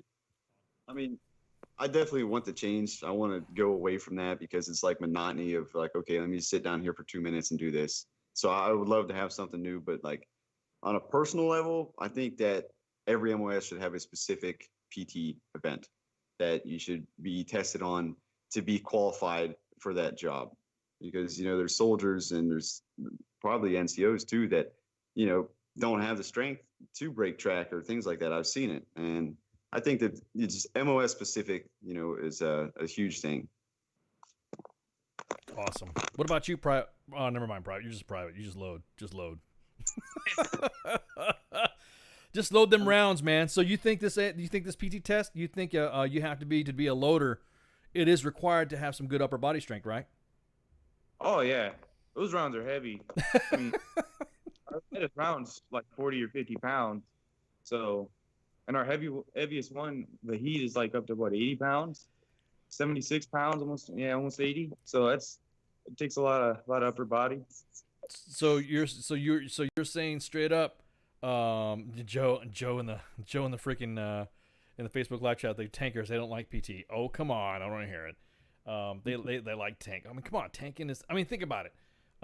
You're having to lug those rounds and putting them in the breech, and that's it. And that's repetitive. How many shots can you lay off? I mean, what's the preferred rounds per second or per minute that a good crew usually shoots? Fastest I've ever done it was 7 seconds. 7. It can be, so for every 7 seconds, there's a round going out. Is that what you're saying? No. So between interlay depth. You talking about to load, or are you talking No, about just like you know how they say this weapon fires 800 rounds per minute. So how many rounds does a tank fire per minute when you have a good crew? I mean, yeah, I think it depends on the. So we don't do it per minute. We do it per round. Per engagement, I'd say, per target. So you can do it per target. I'd say, the standard is 7 seconds. Wow. So to load and 7 seconds. So every 7 seconds there should be a round going out. But there's a lot more than going on than just the loader putting a round in the gun too. Correct. In the breech. Correct. You gotta have ace. Gun's gotta be armed. So then I'll say this then. So from the moment you ID a target and a round has already been fired once, then Zacher loads it up, and or do you how does that sequence work once you identify a target? So once the gunners identify a target or myself, I would give the fire command. So that's synchronizing the entire crew to what we want to kill. Yeah. And so telling everybody what to do in the vehicle. And then obviously the rounds got to go in, and there's other stuff that's happening. I can't really touch base on. No, I understand. And then he arms the gun as soon as I tell him to, and then pretty much fire on the way. And at that point, hopefully we hit it. Yeah. So as private, are you guys breaking balls? Hey, Private Sanders, I know you're listening on Facebook Live. So sorry you couldn't make it, man, because I don't think KP's nothing but pots and pans, bro. I know what you're doing, Private. You're probably going off and like, my crew's talking on WTF Nation Radio. And good job to you, Private Sanders. I know you're not in here to shoot the shit, but hey, we're giving you a shout out anyways. All right, guys. Well, hey, we got to get going because we got to take a break and we got to continue talking. But I really appreciate you guys coming on and shooting the shit with us, because I mean, this right here is an ultimate test of our combat power and our crews. And again, you guys are also making history because you are the second active duty unit to come on WTF Nation Radio and U.S. Army WTF Moments with permission. So congratulations, guys, and then we'll talk to you later. Thank you very much. It was a pleasure. Yeah, thank you. All right, man. Y'all take it easy. All right. Good evening, boys and girls. This is Tim Kennedy. I'm a Special Forces sniper, a Ranger qualified Green Beret, a UFC fighter. Please listen to us and the shenanigans that we're going to say. We will insult you. There will be racial slurs. We will be sexist. We will offend you. But there will be magic, and a unicorn will be raped. So enjoy the show. Thank you for listening on WTF Nation Radio. Don't treat me like an object. I'm tested and proven. Mind, heart, and soul. I'll always be a human. Like you breathe, I breathe. And like you see, I see. And like you need, I need. And like you bleed, I bleed. Don't treat me like an object. I'm tested and proven. Mind, heart, and soul. I'll always be a human. Call me a vet like a soldier. Green Beret, 21 gun salute. Don't want to see the day. In the constant war zone, in the home of the brave, where they hate the police until they saving the day. I got kids like you, a mortgage like you. So blue lives matter, and so does yours too. All this separation and divide, open your eyes. If you cut us all open, we the same inside. The only difference is I run to the gunfight. Your peace when it's chaos, when the people don't act right. But I'm under scrutiny for trying to protect me. You pull a pistol and I'm shooting for trying to contest me. I got a quick second to make a deadly decision. The media portray me like a kid for a living, like I'm cold with no heart, a brain with no thoughts, a body with no feeling, a life with no cause. Like you breathe, I breathe. And like you see, I see. And like you need, I need. And like you bleed, I bleed. Don't treat me like an object. I'm tested and proven. Mind, heart, and soul. I'll always be a human. Like you breathe, I breathe. And like you see, I see. And like you need, I need. And like you bleed, I bleed. Don't treat me like an object. I'm tested and proven. Mind, heart, and soul. I'll always be a human. I'm damned It's like every single time I say what's on my mind, they go for my throat, they spew evil words. If you are absurd, always grinding, grinning, and killing my soul with these verbs. Hold me down, like I can't gasp for air. I'm closed inside of a box, like I'm inside Fort Knox. Every time that I'm there, I don't know why they think that I'm different from you. All that's true is I'm a like you breathe, I breathe, and like you see, I see, and like you need, I need, and like you bleed, I bleed. Don't treat me like an object, I'm tested and proven. Mind, heart, and soul, I'll always be a human. Like you breathe, I breathe, and like you see, I see, and like you need, I need, and like you bleed, I bleed. Don't treat me like an object, I'm tested and proven. Mind, heart, and soul, I'll always be a human. Like you breathe, I breathe, and like you see, I see, and like you need, I need, and like you bleed, I bleed. Don't treat me like an object, I'm tested and proven. Mind, heart, and soul, I'll always be a human. Like you breathe, I breathe, and like you see, I see, and like you need, I need, and like you bleed, I bleed. Don't treat me like an object, I'm tested and proven. Mind, heart, and soul, I'll always be a human.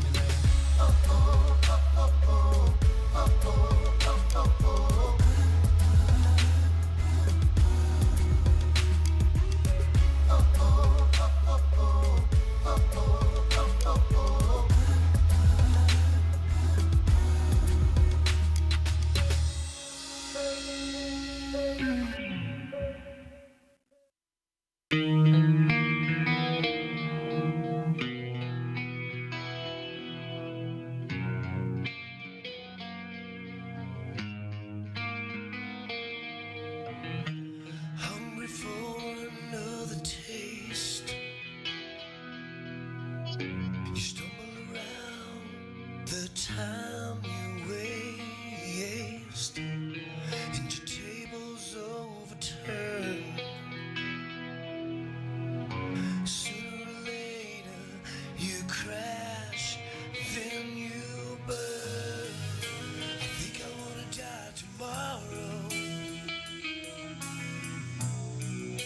And are you gonna be with me?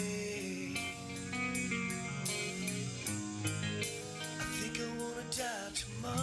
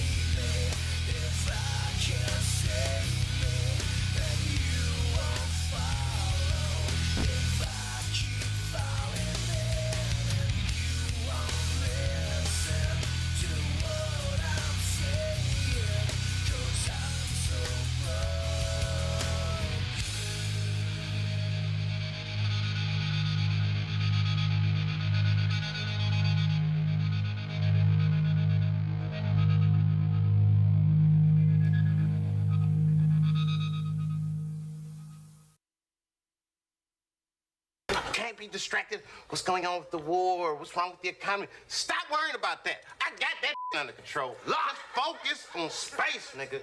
The United States of space. WTF Nation Radio. WTF Nation Radio. Because I ain't stopping at the moon. Write this down. M-A-R-S. Mars, bitches. That's where we are going. Mars. Red Rocks. Yay, yay. The voice of U.S. Army. WTF Moments. This is WTF Nation Radio. The bitches, they love visuals. Everything stated on WTF Nation Radio is to be considered the opinion of the person that stated it, and not an official representation of WTF Nation Radio or U.S. Army WTF Moments. Price does not include tax, title, or license. Some assembly required. Each item sold separately. Batteries not included. Objects in mirror are closer than they appear. If conditions persist, contact a physician. Individual results may vary. Keep out of the reach of children. Avoid prolonged exposure to direct sunlight. Keep in a cool, dark place. And please enjoy the show. Shots. And we're back. Woo, man, what an interview. Thank you so much, 3rd Infantry Division, for letting your winners of the Sullivan Cup come on and hang out with us. That was awesome. We totally appreciate the love and support. And again, congratulations to the winners of the Sullivan Cup, Sergeants and Privates. That's so awesome that little nubby little privates. That's so awesome to see them go through that again. So much congrats. Hey, so we're still, I don't know if Tradoc is going to come back, but Tradoc, in case you guys have not paid attention on the main page, they've been in there because I guess they're too good to listen to us on WTF Nation Radio. But they're on, they are in the main page chat at U.S. Army WTF Moments. And so thank you guys for joining us on all 3 venues. We got Periscope, we have Mixer, we have Facebook Lives on WTF Nation Radio, and U.S. Army WTF Moments running simultaneously. Check them all out. Join in on Mixer and get some game action going. If you guys want to just listen to the tunes or listen to the commentary back and forth and shoot the shit, then you guys can check out the Mixer chat as well, because Sergeant Botface, our AI that we're testing out, it's imagine a camouflaged Alexa with like perverted Westworld type shit. You ever see that movie Westworld? You see that TV show Westworld? I haven't, because I don't have room for a new TV show in my life. Well, because you don't have the Game of Thrones going on. Right. Did you? Well, I heard they got like a lot of Emmy nods this time, like 11 or something like that. I can't remember, but they had the most. I remember reading that. Fucking Game of Thrones. Anyways, so everyone's talking again about the ACFT. So if you guys want to call up again and shoot the shit and tell us what you feel about it, I gave you the standards already. All told, the ACFT predicts a 80% accuracy whether a soldier can be effective in combat, compared to the 40% for the APFT. And then it's a work to rest ratio is also 3 times that of the APFT, which generally was broken up into sit-ups and push-ups portions with a long break before the run. Now there will be a continuous running clock with a 50-minute limit. So you have to complete all these events in 50 minutes. That is so crazy, dude. 50 minutes. Tory. It's awesome. I'm pumped. I'm like I said, me and some seniors are gonna do this event next week, and so if you see a bunch of old guys in front of a headquarters somewhere, with oxygen and an ambulance standing by, then we're taking the we're taking the ACFT. We're gonna try it. See how that works. I was like, make sure there's at least a paramedic, not just a combat lifesaver, because I think you need medics with more than 40 hours of training. Yeah, us old dudes, we need some more. Have a good night, Aaron. We have a lot of we have some old timers that a PT uniform scares them into thinking that they're gonna do PT. So usually me and the boss will run around and do some PT and shit, but it's fun. But anyways, we're excited. I think this is the best method of whatever, and everyone is like wondering, hey, how come, this is BS. We're not gonna do this. We're not gonna do that, and blah blah blah blah blah. What's this gonna do for injuries? Then that means if you're injured doing these events, then more than likely you're probably gonna get out. And obviously this is again a pilot. This is a pilot of the events. and then all information will be taken. There's going to be a lot of data being calculated and all that, how many injuries, and I'm pretty sure all of the brigade medical teams will be getting a lot of the information from any type of profiles coming out of it and what was the result of. So if you're taking an APFT or you're doing, PT like this, and then see what happens. And then, yeah, exactly, Pooks. Yeah, a lot of old guys with walkers and tennis balls. I'll be honest with you, I could run faster with my walker and with tennis balls than some of these 18-year-olds around here. So don't think that's not too far from the truth. But you got to remember, if you are injured, and get it annotated for whatever, because if it's something that the Army could rehab, and I'm pretty sure there's going to be some sort of conditioning. I don't think the Army is going to throw something this at you and say, okay, you got to do this and all that. I know other communities have rehabilitative programs to get through, so I'm pretty sure, we're gonna, you know what I mean? I'm pretty sure that the Army's not gonna sit there and say, we broke you, see you. You know what I mean? You're done. Exactly, Joe. That's exactly what I do. I front load on Geritol, drink a half a bottle of Pedialyte, and that's it. So if you see an old man in front of a HQ with a bottle of Pedialyte on there with my walker, then you'll know that it's us. Then you'll know it's the seniors. But anyways, so the Army's and actually the Department of Defense goal is to not have anybody who cannot be deployed. So the Army daily is guidance on this is that, or his wisdom on it is that there is no such thing as a non-deployable unit. Which, we can go back and forth and disagree. I know I personally, I feel that there are positions that are non-deployable, so that if you were to get injured, those were the individuals you'd get. But then again, if everyone's squared away, you shouldn't have no issues with it. I mean, like I said, if you look at the events, it looks, everyone's like, ooh, it's CrossFit or whatever. Then I dare you to do these events and then say, and if you're that badass, I know the Army sent a burnt out to somebody on the main page. Somebody was on the main page complaining about the ACFT. The Army answered on U.S. Army WTF Moments and said, well, we will set up lanes for you if you'd like. If you're so badass to do it or something like that. So I think everyone's getting carried away with the social media. Did you hear what happened with Fort Gordon? This is Sergeant's time. We do talk about stuff like that. So guys, you guys can hear what happened with Fort Gordon. There was a hang on, somebody just gave me this. What was that? Okay. It would appear that while we were talking and doing the interview, I guess there was some chain of command PAOs that were listening to me and throwing some shade on me, huh? WTF Nation Radio, you're going to need a lot more than a sticker on a tank to get me to freak out. Wow. That was from the PAO. Mm-hmm. Yep, from the Spartan Brigade. Yeah, okay, gotcha. PAO, we'll see. Okay. Is that a challenge? PAO? I think we'll have other stickers elsewhere. We're going to have to send Jose on mission. I'm just kidding. PAO, Spartan Brigade, thank you so much for getting the soldiers up here. And we, again, appreciate 3rd Infantry Division for coming on. And 18th Airborne Corps, again, unbelievable history made. Your troops did it, and they came on. And they're great. Pretty good, not bad. I mean, that sounded like they had a gun pointed to their head. I don't know, was that UPAO? But I'm just saying. So anyways, at Fort Gordon, let's talk about PAOs at Fort Gordon. The Fort Gordon page had a little discrepancy with their social media. Did you see that, Spanky? Oh, I did. That was the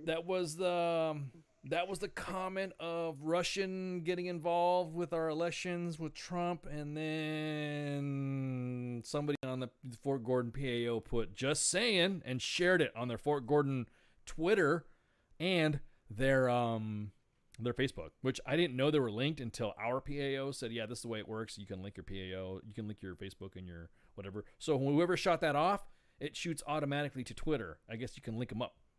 So they shot it on their Facebook accidentally, obviously got their accounts crossed, and blasted it on Twitter. Needless to say, Jose was able to secure it and promptly laugh at it and post it as well. So it's current. So check that out on the main page. Yeah. So that's why you got to be careful what you say. Have you watched that hearing that's been going on? That happened all day. Did you see the FBI hearing or whatever? I didn't because I was actually out running around doing busy spanky things today. But it's all over Twitter. Ugh. I had to I'm like, is there a mute button for this? You ain't lying. Yeah, there is going to be a change of the height. Yep, exactly. There's going to be a change. They're also talking about revamping and changing up the obviously height and weight because there you go. See? So everyone gets stickers. Everyone gets stickers. Do we have stickers? Do we have stickers for those guys? Can we give them? How many stickers? We don't officially. I don't. Well, think hang on. We have to. I'll tell you what. We got to get those kids something, man. That Yeah. right there. So we'll figure out. I'll We'll figure out. We'll get with the PAO and we'll let that individual know that the troops will have goodies, and so. Yes. Oh, we have goodies. Yeah, we got goodies. We just wanted to make sure that they're legit and all that, and we'll have to send a surrogate. We'll have to send somebody to Fort Stewart. Yeah, that's where they're at. Send them to Fort Stewart. Send a surrogate down there to send it, and then that's it. That'll work. Because we need to start giving stuff away. And of course, listen to us on a Mixer as well. Sergeant Botface will entertain you, give you some news trivia, radio trivia, geography trivia, Wheel of Fortune. Then does puzzles and all that. So Sergeant Botface actually told me I actually corrected when I was talking on air. He corrected me. Well, I don't even know if Sergeant Botface is male or female. I think it's just AI. We should do that. We should like set it up like Cortana from fucking Halo. That would be like everyone would be freaking out all of a sudden you're on Mixer and all of a sudden you see that chick from like that portrays Cortana being Sergeant Bob. Anyways, I digress. So today was the hearings of Special Agent Struck and the hearing of matter of fact, I don't even know what the hell he was up there for. What was he? Because all I heard was a bunch of bickering and arguing. I mean, isn't that what always happens? I just think it's a freaking they're a bunch of lawyers, man. So I know this is sort of kind of cued into not politics or whatever it has to do with Sergeant's time, but it is you were watching. If you watched your government in action today on all the news networks, you would have saw a bunch of yelling back and forth, saying this is an atrocity, saying that there's a travesty of government, blah blah blah blah blah. Just so much drama that really didn't need to be on there. So trivia time again in the Mixer chat. Yeah, to me it just seemed like it was just a bunch of back and forth. Like it just seemed like just the people. When you see people arguing when they're drunk, and they're like, yeah, no, let me finish. No, for real. No, you let me finish. Look, you man. That's what it seemed like. It seemed like a bunch of drunk people. Well, some of them were half medicated anyways in Congress. That it just seemed that way. What's it? I got 4 and 4 on wins, and you gotta throw in AI. Well, I mean, come on, we got no, Heath. Oh, narcissistic. No, bro. That's what we're gonna do it now, because there were some people that were contesting the fact on how we were giving up prizes at WTF Nation Radio and U.S. Army WTF Moments. So the AI is going to be selective, and the AI is listening to me, and Sergeant Botface will tell us in a fair, analytical and scientific fashion who gets prizes. So there won't be that kind of trivia. Just jump in the Mixer chat and check it out. If you have an Xbox One or on the Mixer app, you can jump on there and you can listen to our divine angelic voices that Spanky has, and just listen through your surround sound, through your TV, and watch on the screen, and all of them will be, exactly. Remember when Congress interviewed Mark Zuckerberg about Facebook? Yeah. He had about 14 lines in his forehead as he was lying. That's what Aaron says in the Facebook live chat on the main page. But anyways, that's what happened. So we had congressional testimony by Special Agent Struck. Struck was his name. And of what happened and what was his role in anything that had to do with Trump. And so it was just a bunch of screaming I walked by the TV at work while I was watching, and it was nothing but it would just sound like someone was just arguing all the time. Everybody was arguing. So I wasn't impressed. Wasn't impressed with the testimony. Wasn't impressed with the members of Congress. You can talk shit about Congress because if you're enlisted, you can go for it. But anyways, yeah. Oh, hang on. I got some more info. Some more stuff. Thank you guys. Thank you for participating. Thank you again, Third ID. Really appreciate you guys hanging out with us. You guys want to call and shoot the shit about the ACFT? Give us a shout now. The phone lines have been opened up so you guys can shoot the shit. Listen to what we got going on, and complain, bitch, moan, and groan. Because everyone else so far has been supportive on the ACFT. Now I want to hear the individuals that think it's a bad idea. What do you tell me? Why do you think it's bad? What do you think is bad? Okay. The ACFT is bad. Then why is it bad? Tell me why you think it's wrong, and why is it going to happen? Because I will do my best to answer from the knowledge that I received on this subject and from what Tradoc has thrown inside the Facebook live chat at WTF Moments. I will give you the floor for you to call us up and tell me why you think it's bad. Because now, after everyone's been talking, then we had the guests, and then we had several people calling us during the show. I guess they didn't know that we had guests. We need to push more social media out because nobody knew that we had a guest at 2100. And was clearly stated on the post, right? Yeah, hang on, 2100. Yep. You guys can tell. You guys can call now. The lines are open. Why do you? Why? Because we've got so far. We got support left and right. Support in the Facebook live chat. Support in phone call, live voice by individuals. And now, tell us why you think this is a bad idea. Now this is your opportunity to call me. I'm an active duty sergeant major, guys. You can go ahead and shoot the shit and just say whatever. I will not get mad. You can say this is fucked up or blah, blah, blah, blah, blah, blah, whatever. I won't care. I'm ICE on WTFNationRadio.com. And you will be another caller, and you can say it. Nothing, no attribution. No one's going to fucking find you. No, it's not a coincidence that Tradoc came on here, and no, stop it. Everyone thinks I work at Tradoc. No, I don't. So, anyways, don't hesitate to call us. Well, you know what, Spanky? What do you think? You tell me, because you are actually of an MOS that's chemical, and then you have 42. So you tell me, as an MOS that support MOS, what do you think of this new PT test? I don't have a problem with the PT test, changing, because definitely outdated. 2 minutes push-ups, 2 minutes of sit-ups, and run 2 miles, and it doesn't really measure much. I have a problem with the logistics of it, especially coming from how much time I've spent in S3s and how many, working at all levels of it. And every sergeant major, especially being a schools NCO so many times too, every sergeant major always wants every soldier going to school to take a PT test, a month before, 2 weeks before, this, that, or whatever. And how many APFTs I've had to run of one, like almost once a week, just for that reason. That's the only real drawback I see about it, is just like, oh my gosh, I'm thinking how many APFTs I had to run all the time, constantly, for soldiers going to school, and they wanted it done at battalion level, and then they wanted it done at the brigade level, because I don't know why they just thought soldiers were going to go to school and fail a PT test and didn't trust the card that came from a company. But that was just everybody's policy in almost every unit I've been in. So that's really the only drawback I see it from it.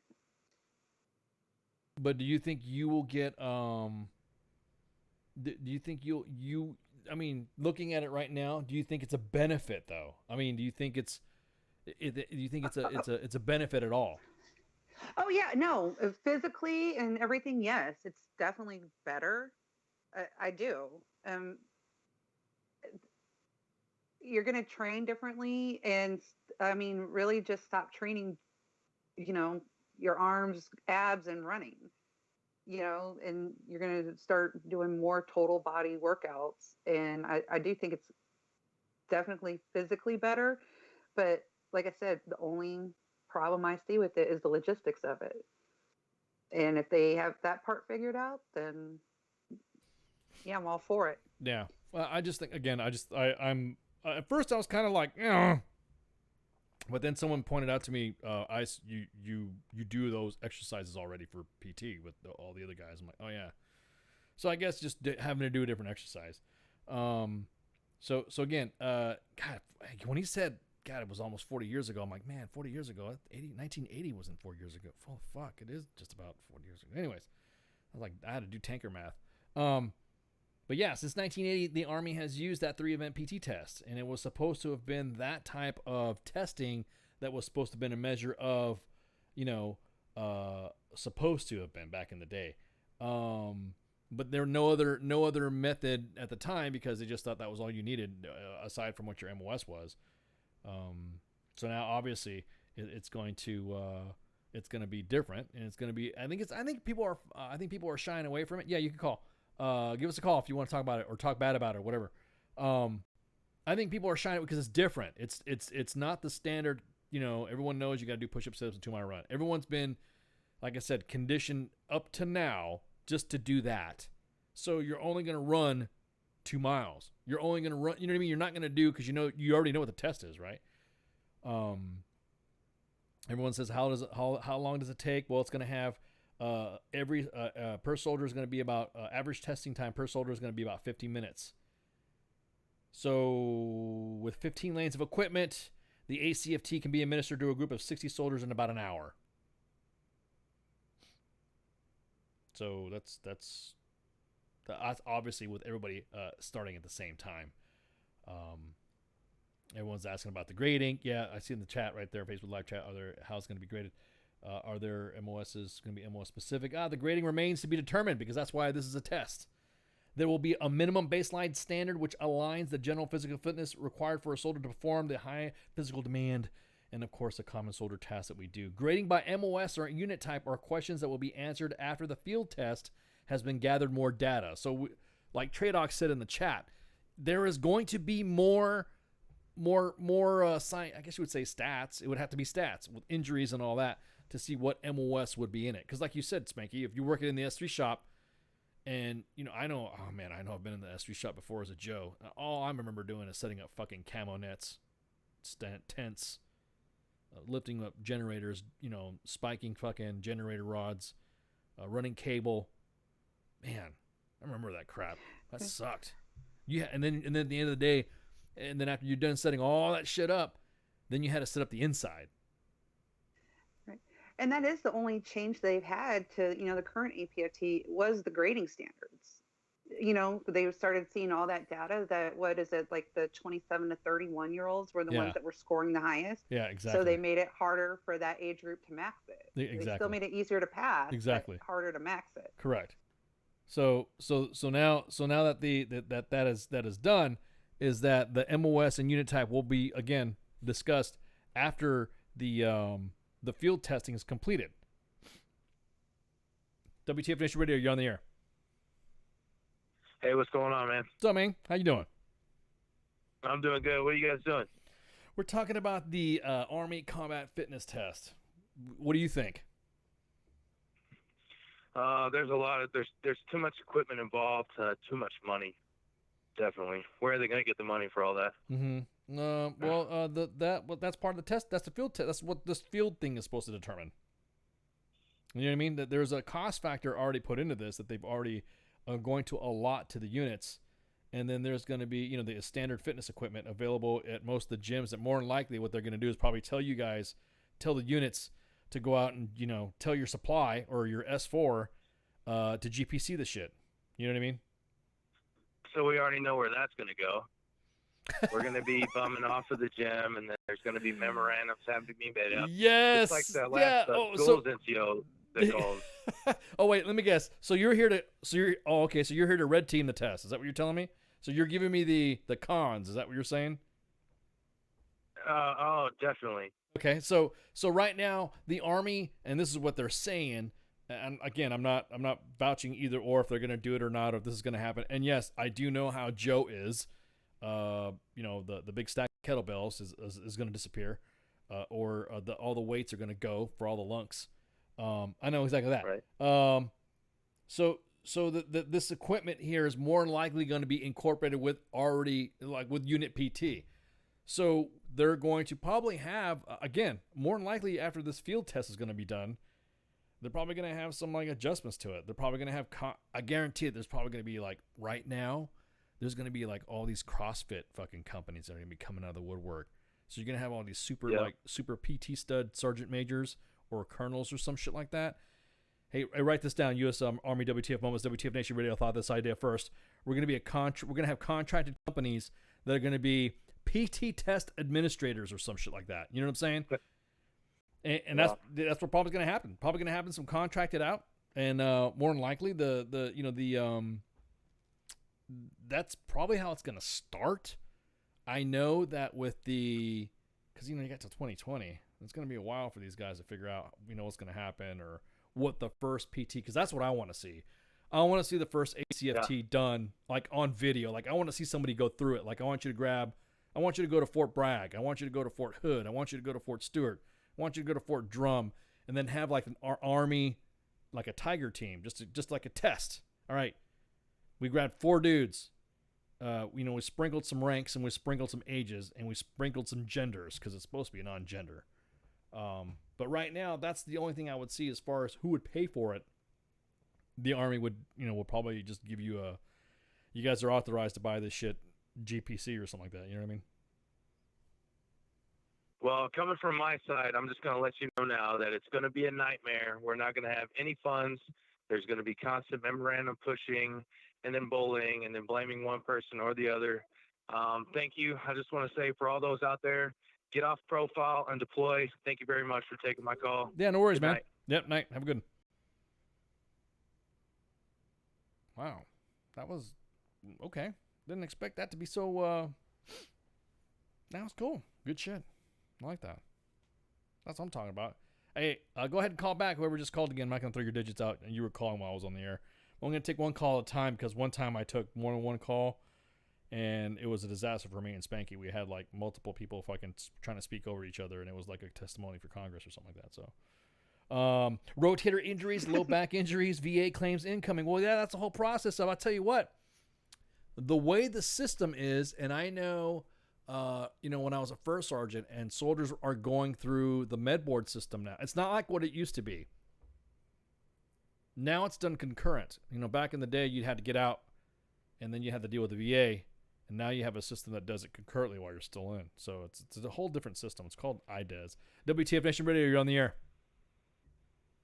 So just to add on to what he's saying, the previous caller is, the money, I don't see where the money's coming from. Because I know as a single soldier enlisted in the barracks, I have a defect literally about 50 meters from my door that's shut down, condemned, whatever.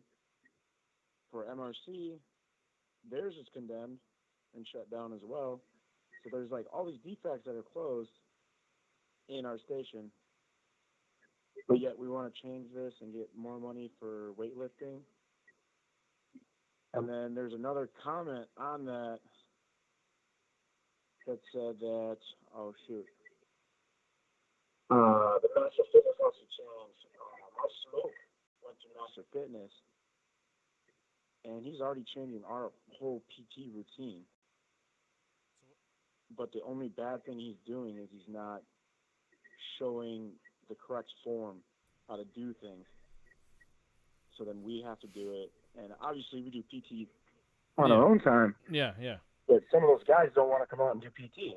So how are you going to try to get them to do PT on their own time? What do you mean somebody doesn't have to, what do you mean somebody doesn't want to come out and do PT? Your smoke doesn't bring everybody out? What do you mean? You got people hiding out or some shit? No, not PT, but like, 2 a day. So we go to the gym. Nobody wants to go to the gym because they're dog tired from the day because it's hot as shit down here. Well, wait a minute. You got units. So you're saying that you have a unit that lets you go to the gym and then people don't go to the gym? Not during PT hours because we lift. We do CrossFit during our PT hours. Uh-huh. And we got a great a great gym that's a CrossFit gym. Mm-hmm. So he's already incorporating all of these. and I've been doing this stuff since I was a kid for hockey. Yeah. So all of these are fine. I think the new test is going to be good because you're going to break off the weak. Yep. You're going to unkink the chain that's been kinked for a while. So your issue is that you're wondering how can the Army implement something that will require a funding issue for equipment when the DFAC that is 50 meters from your barracks isn't even fucking open. Is that what you're saying? Yeah. Gotcha. Yeah. I mean, that's the mad drama right there. You know that U.S. Army WTF Moments and WTF Nation Radio, we always highlight issues like that. So that's the whole reason why the senior leadership are now starting to get more engaged. Now, you don't have to give me your details of where you're at, but submit something to the main page, and then and say, hey, look, these are the barrack, 50 meters away, blah blah blah blah blah blah. It's not going to matter. Look, what commanders need to realize is that when we're highlighting something, it could be something that they don't even know is happening. You know what I mean? And you have smoke. I'm not saying your smoke does it, but you have smoke, or you have First Sergeant, or you have your CSM not saying anything to the command because they just say, hey, fuck it, that's the way. My peers say the same thing. Well, it was good enough for me when I was coming. I'm like, dude, man, do you live like that? Do you live with mold in your house? You know what I mean? Yeah. So our sergeant major is cool as shit. Yeah. And he sat down with all the E4 and belows, shot the shit for like 10 minutes. What's going on, within this battalion? And everybody brought mold, and they brought it like the mold. I haven't seen it that bad here, but mold's pretty bad everywhere. Black mold, obviously you got to bleach. You didn't bleach enough, and then the DFACs. I mean, right now, I feel like we're getting micromanaged so damn bad to where sometimes we don't even know what to do. No, what do you mean? No. What do you mean by, in your words, what do you consider micromanaging? Because I'm up there too. So let me know. Tell me, are you an NCO or are you a Joe?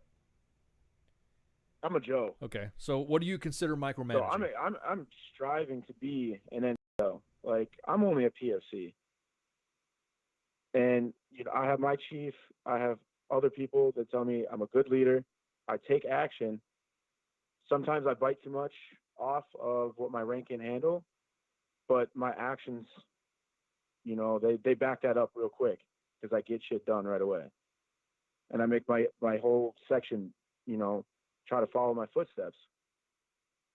But when you try to go do something and then it gets turned around on why'd you do this, why'd you do that, because I knew you're going to say do this or do that without having me, without you telling me. So you're basically you don't like the fact that you're getting checked. So when you're doing a task, I mean, and your leadership is telling you, did you do this, and this, then you think that's micromanaging.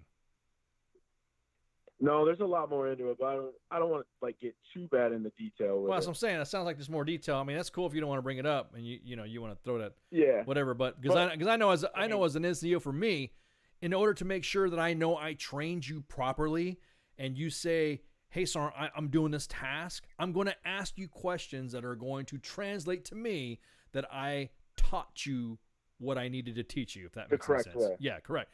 And then after that, after I taught you, then I'll ask you maybe another time if you do the task by yourself without being supervised. Then I won't ask you anymore. But are you saying you're constantly getting checked?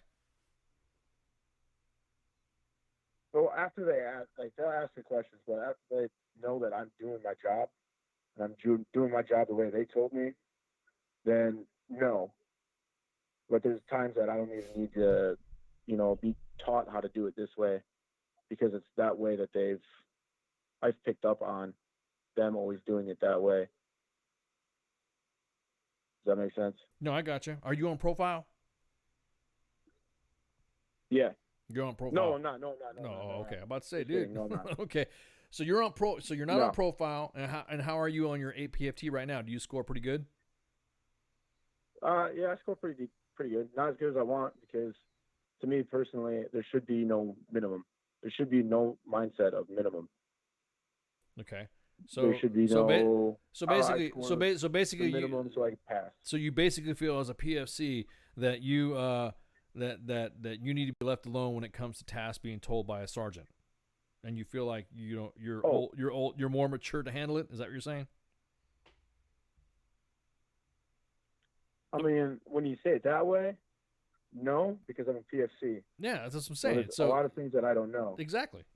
So you're yes and no, right and wrong in what you're saying. Does that make sense?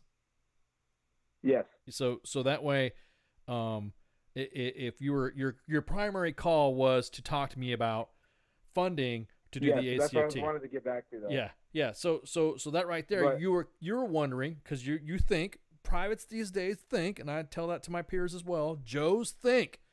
Sometimes they fucking overthink too much, but they think. But when they do think though, that is something that you can attest. In other words, the funding's not impacting you, but it is a good question on how come you're spending this money on gym equipment when I don't even have fucking, over easy to eat 50 meters away from the DFAC that I'm at. You know what I mean? Does that make sense? That's a legit. You telling me that, Yep. I'm not going to get upset if you tell me that, because that is a legit issue. And I have no ego to bruise, because it's not my money. It's Army money. So the way I see it, if you have a legitimate issue. Now, are you on separate rats? What's that? Are you on separate rats? That they put you on separate, BAS. They put you on separate roads. They put you on separate rations. No. You don't get so where is the nearest DFAC to you? It's either we go to down the. It's like how long is it? It's like 2 miles away, outside of post, and then you got to go into another one, or it's 3 miles down the other way.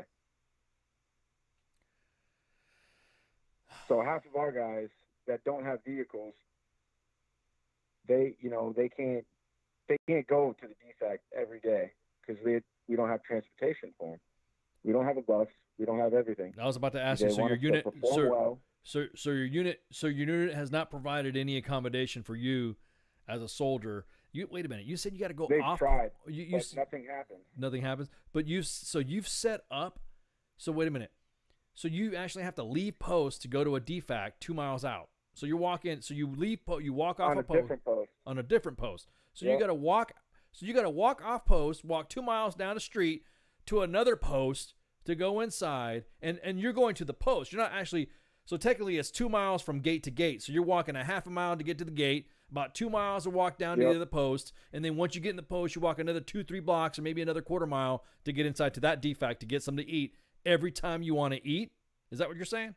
And every time, and from my barracks to the backside gate to go to the DFAC, that's about 7 miles.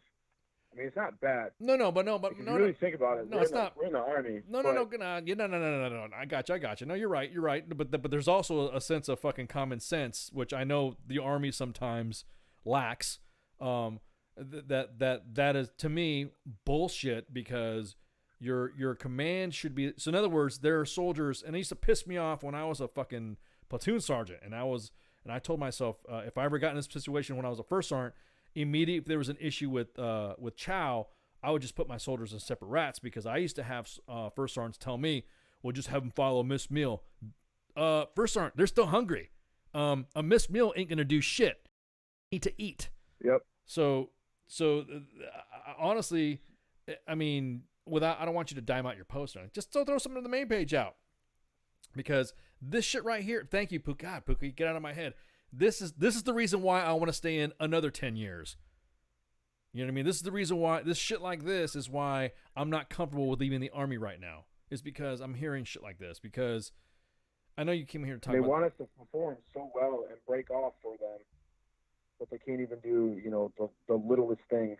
Yeah, no, I know. No, Napoleon had a saying that a man will take a mile of a hill for an inch of silk.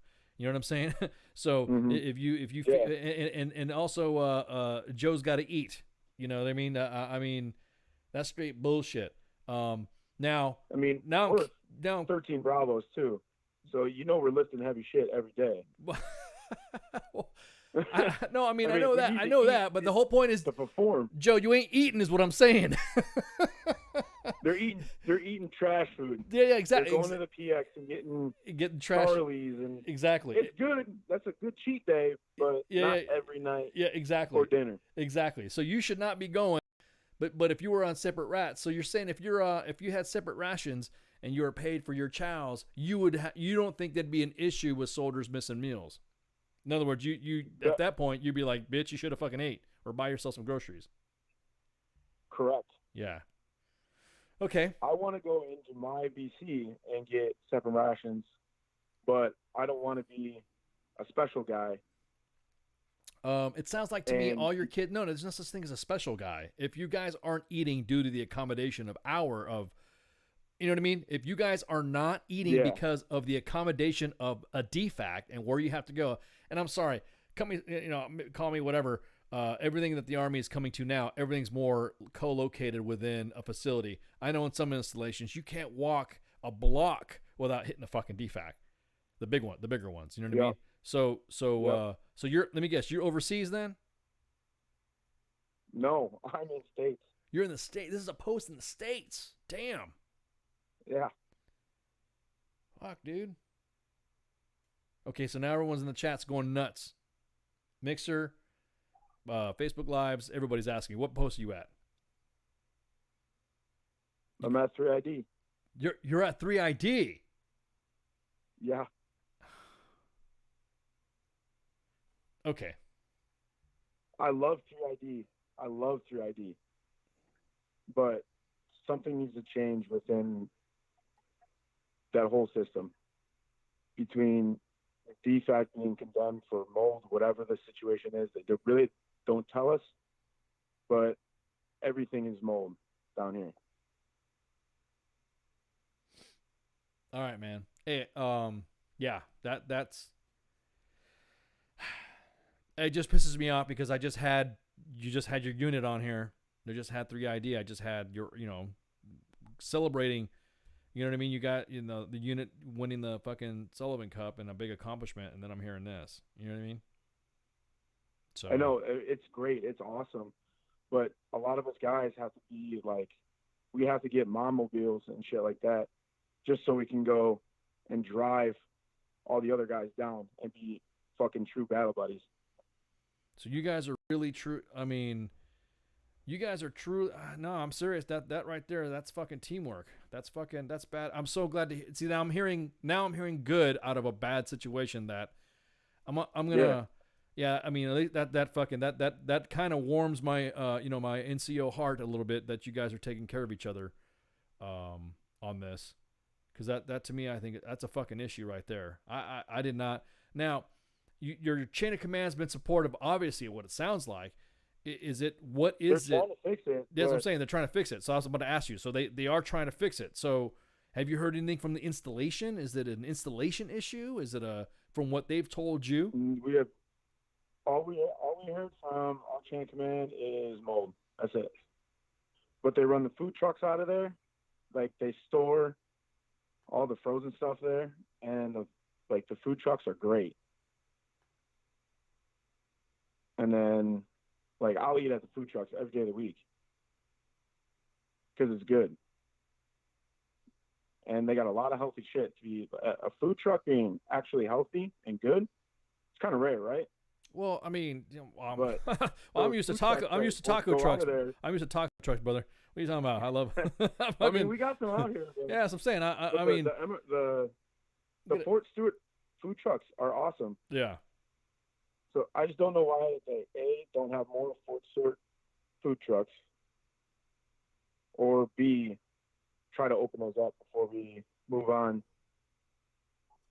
to, better equipment and this, that, and the other thing. Yeah, no. That now everything is starting to. Now everything's starting to form. That's Click. why. Yeah. Well, no, it's starting to click because I had to fucking pull it out of you. but Yeah. but I'm glad. I didn't want to put anybody on blast. No, you're not. You're not. But you can't really, like Everett says too in the Facebook live chat on the main page. You can't survive on the gut truck. You know what I'm saying? You can't. Yeah. You can't eat. You can't eat this whole. You know what I mean? You can't eat junk. I mean, you're not eating your own food. Now, I'm not saying soldiers might have their own method of cooking too as well, but I guarantee it. If a soldier is doing the right thing and you got a roommate and you two buddy up on the freaking groceries, then because I had that happened with me when I got separate rats, and I had because I had a roommate when I was a Joe in the barracks, and because what I did I was able to get separate rats, and that's all we did. We just buddied up the groceries and we went to go get the groceries, and that was it. It was like a your assigned battle buddy or some shit. See, I'm fine with that. But taking how much ever money they take out for the DFACs, and people are still spending their own money on groceries. And I mean, it's their fault for getting fatty cakes and exactly, all fast food and shit. But exactly. I really don't want to spend extra money on groceries, which it'd be great for me, but I'm still paying the Army $350 for nothing. What do you mean the three? Because they pay. Wait a minute. So they're doing these subsidized BA8. So in other words, they're paying you. They're paying you separate rats, but they're taking it out of your money. Yep.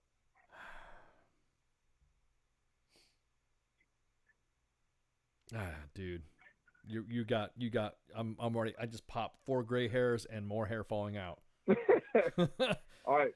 So moving on. Anyway, so hey, I put it out. No, you're good. You're good, man. This is not your fault. This is This is the way it's supposed to be. You're supposed to.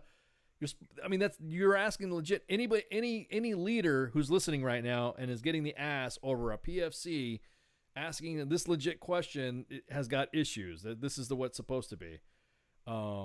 This is what's going on in everybody's mind. That doesn't say yeah, exactly. Nobody wants to say it. It's okay. I mean, you can say it's Stuart. You can say whatever. I mean, I just wanted to know that now that we know it's Stuart, that will help me point people in the right direction to say, hey, what's up with this? Because the way I see it is that that's one of those things. It sucks. It sucks that the Army has gone to we're going to pay you BAS and we're going to pay you BAH, but we're going to take it out of your paycheck. Why? So they could subsidize the DFACs that don't fucking open all the time, that aren't fucking working, or subsidize the housing that's on post. Oh, I know the game, man. I know the game. I've been in a while. So, dude, I'm steamed, man. Yeah, Holly, I'm steamed. And I'm trying to maintain my composure. So, hey, PFC, don't sweat it. And besides, your unit's listening anyway. So, or your headquarters. They're not. I already told them, hey, this is legit. This is not a fucking. You're not calling to complain. This is a good outlet, because that brings up a good point right there. How could you sit there and pay for a program or pay for equipment when Joes are starving? I mean, literally starving in the barracks. Now, your leadership needs to get involved in, like you were saying, if you eat junk food, then you got to have that master fitness is what he's there for. That master fitness trainer is supposed to assist you, because I graduated from the course too. You're supposed to get your nutritional training. You're supposed to be understanding what carbohydrates do. You're supposed to understand metabolism buildup and all that stuff. That's what a master fitness does, as well as teach you human performance exercises. You know what I mean? Yep. So, all right, man. Well, hey, have a good one, and thanks for calling. And then, like I said, this is all on voice. That's it. Nobody else knows who you are. Okay, man? Thanks. All right, man. You have a good night. You too. Yep. Out.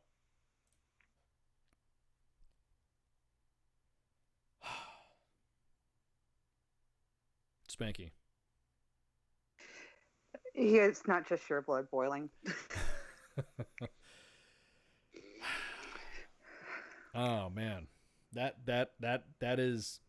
somebody's kid.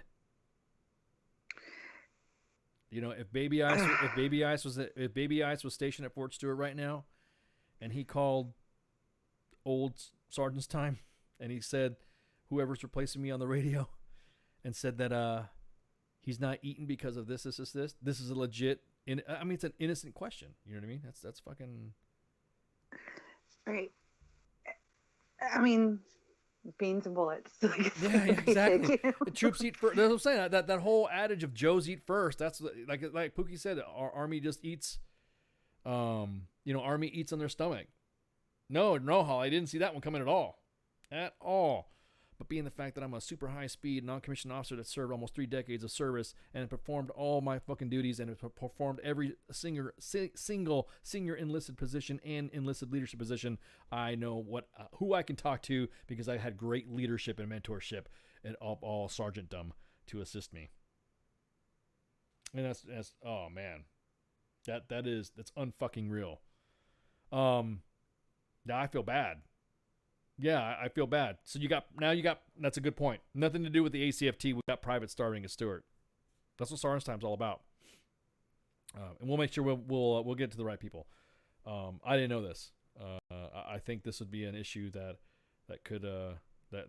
needs to get fixed because contracted and privatized housing. That's why I don't like it. Because think about this. Let's do some math here. Matter of fact, let me get a calculator here. Let me get some calculations and nations up. So let me get some of this thing up here. Oh, see, I got somebody saying that happened at Fort Bragg too. Wow. So what happened with Bragg? Well, what was that? It says right there. Yeah, exactly, Chris. He wasn't trying to dime anybody out. That's a genuine. That is a genuine private first class answer. You can't be mad at the private if he's asking a simple question that he sees it from his foxhole.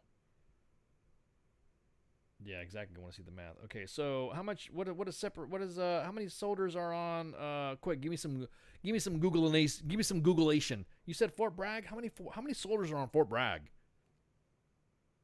I can look that up. 50 or something like that. 50,000 or some shit like that. Let's see. Yeah, I'm gonna do some calculations. Is right. About 52,000. 52,000 soldiers are on Fort Bragg. Okay. So 52,000 soldiers are on Fort Bragg. And how much is, let's say, BAH for a staff sergeant? How much is BAH for a staff sergeant?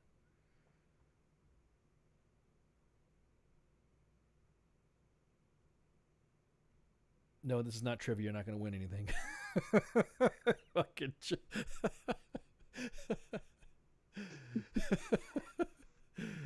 oh man. So let's do it again. So let's just say with dependents. Let's just do without dependents because it would be without dependents for staff sergeants. For a staff sergeant on Fort Bragg without dependents is $1,032. So we'll just round it down to $1,000. Okay. So right there, think about it. If I just said there's 52,000 soldiers, how much money that? Yeah, because the third is about 30 on Fort Campbell.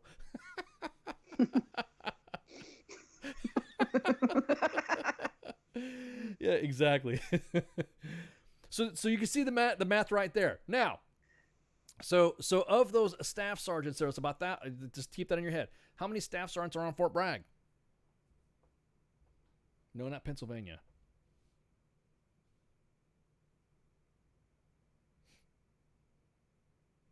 It's $369 for all soldiers enlisted. They don't do it by rank? I thought they're supposed to do it on rank. Isn't that BAH is on rank now, right? Because no, BAH is BAH is based on rank. Yeah. Oh, I'm sorry, I was confused. Not BAH, BAS. I'm sorry, my no, bad. My bad. No. I had the so I got 50,000, 250. There we go. My bad. Confused. Shut up. Fuck.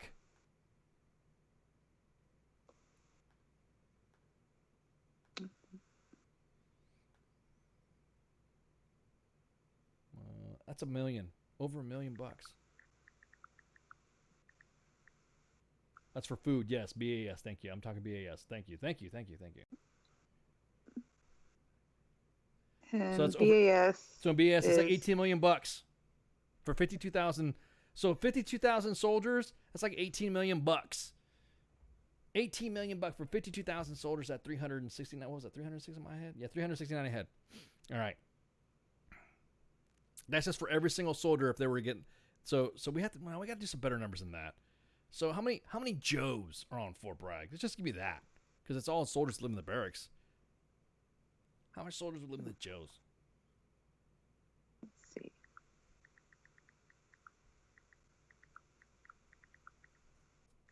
This is some Googleizations.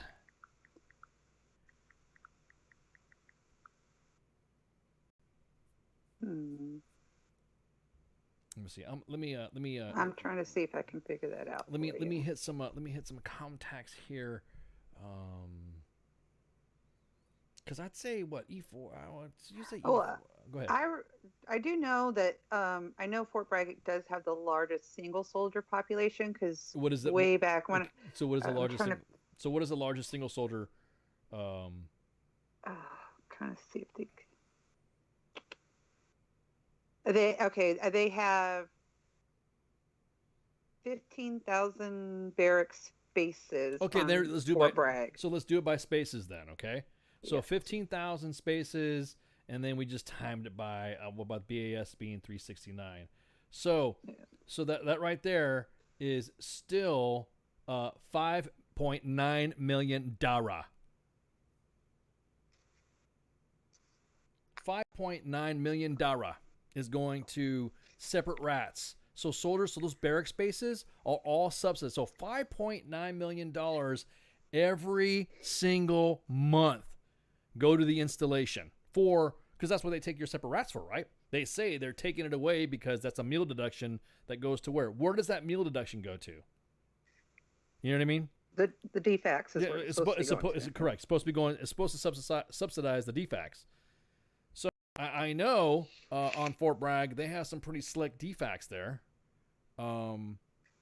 I know that I don't know where the what the DFAC to Joe ratio, but I know just like any other large installation, they have a DFAC in their own unit areas. So exactly that would be the operating cost of a DFAC for 1 year. It's not $5 million a month. I know that for a fact.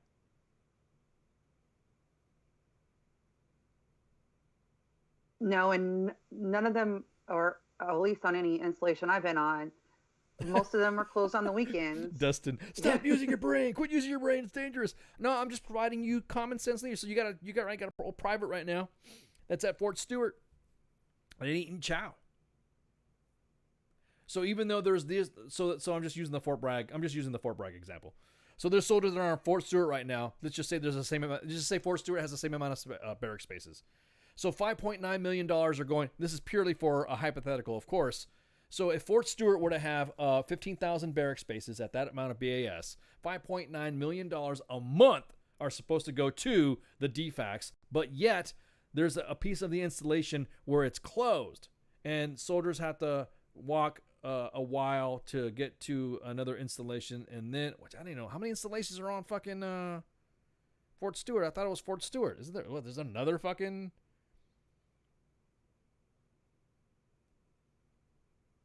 There's like, yeah, because it's Hunter Army Airfield and that's over there too. Exactly that, Tim. They're supposed to have one per brigade, roughly. And if not, depending on what kind of a brigade or unit separate is. Usually sustainment battalions have a couple of defects as well.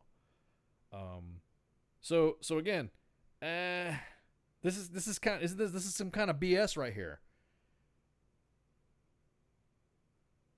So what I don't get is why just not pay a soldier for each meal that they eat? Yeah, exactly. If you have need, look at it this way. The way I see it, if ICE ran a post, I would get, everybody's getting BS. Everyone's going to get BAS. Everyone's getting separate rats. Everyone. If ICE were to run a post, I'm telling you that right now. You're getting fucking separate rats. Or the command that they decide to send me to. You are getting a post. You're getting free rats. That's it. Because right now you are eating free rats. That's bullshit. That's straight bullshit. Well, especially in this particular soldier's case, or those that are in that situation, it's just a 4187 to start their separate rat. That's all it is. That's all it is. It's just a 4187. It's not your money. It is not your money. They act like it is. They act like it's your money. But they're taking it out meal deductions. Yeah, what's the BAS for Space Force? I don't know, man. I think it would be lower because they give you all those fucking dehydrated packs. Did you see the Space Force Moments video of the guys eating a burrito in fucking space? It's fucking hilarious. If ICE ran a post, would barracks have a kitchen? Have you ever seen Joe's burn barracks down? Most dudes and gals can't cook at that young age. I'm sorry. I wouldn't care. I'll be honest with you, I wouldn't care. That would be a good barracks, because back in the day, Fort Hood had an initiative where they had a kitchenette. They had barracks rooms, ass to ass, and in the middle was a mud room, and then on the other side of it was a kitchen. So you shared a kitchen and a mud room together.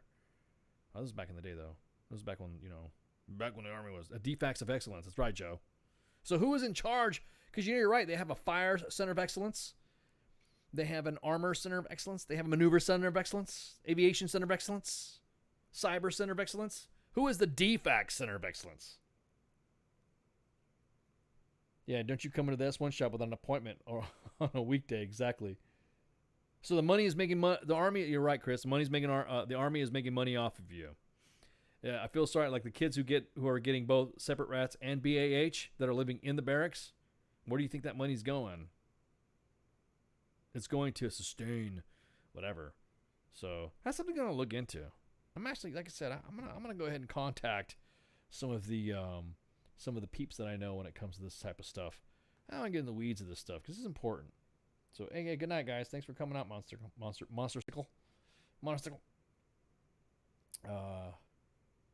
You're all skeptical of what we're doing. Hey, don't worry about it. It's okay. I'm glad you followed us and checked this out. See you all later inside the inside the Mixer chat. So yeah, now I'm probably gonna stay up for the rest of the night now, typing out emails and shit and finding out what's going on. Take it easy, Dustin. Have a good one. Because that right there is that's messed up. All Joes and barracks will be issued meal cards. Yeah, see, that's Sky Shark. That's not me, brother. That's not me. I'm not gonna do that. Joe's under my command. Everyone's getting separate rats. They will get their separate rats because of that reason. Just for that reason right there. Because you had a private call up and ask me what's up with that. That's good conversation. Good way to end the show because now I'm pissed. Thanks. I'm gonna be up for the rest of the night. Spanky, type some notes out. Got him down. It's time to do office admin shit. So anyways, thank you for coming on tonight and joining us at Sergeant's Time once again. Thanks for the 3rd Infantry Division for letting the winners of the Sullivan Cup come on. We totally appreciate y'all coming on there, and you guys are definitely more than welcome to come back.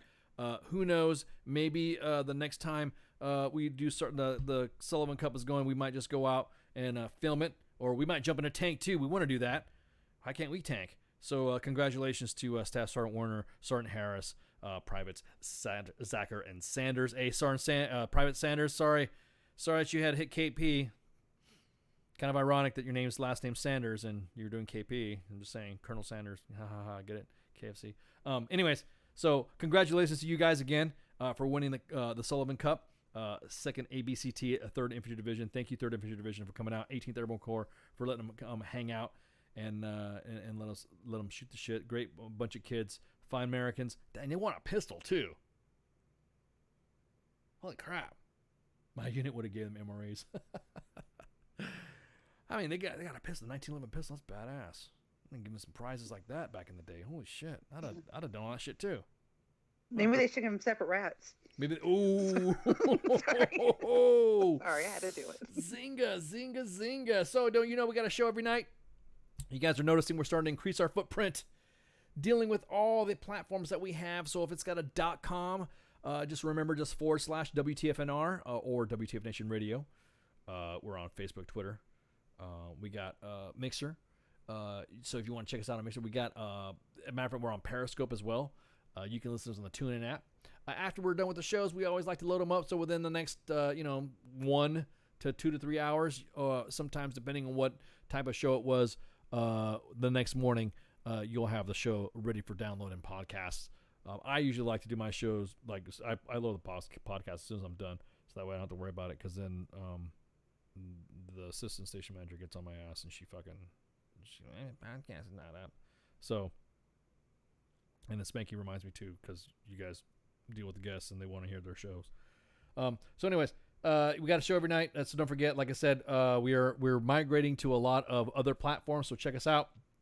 So if you're listening to us on your Xbox, or you're sitting down reading and studying or doing something like that, and you want to check us out and watch it, more of our shows are going to become more visually orienting anyway. So if you're on your Xbox like that, sometimes you can check us out, and you'll see us on Periscope as well. So if you're on a Twitter account and you check us out at what is our Twitter? Is it at WTF Nation Radio?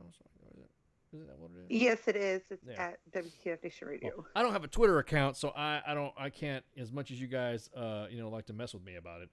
I don't have a Twitter, so it's at WTF Nation Radio on Twitter. And then usually, as soon as you follow us and something like that, if you don't want to use those other platforms and you want to use your Twitter account, you could see us and follow us, like us, and retweet us there. Where right now we're currently broadcasting live.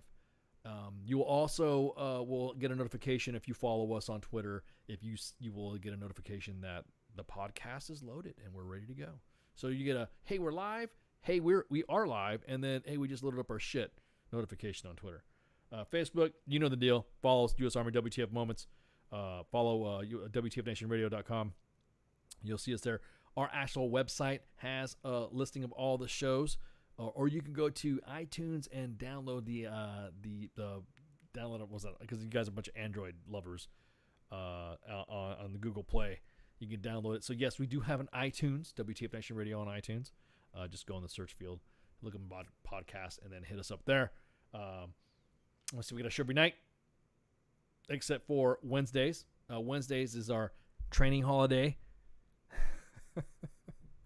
Thank you. Yeah, it's our training holiday. Where that's our kind of like our day off, and we can just kind of chill and decompress from all the preparations of all the shows and all that stuff.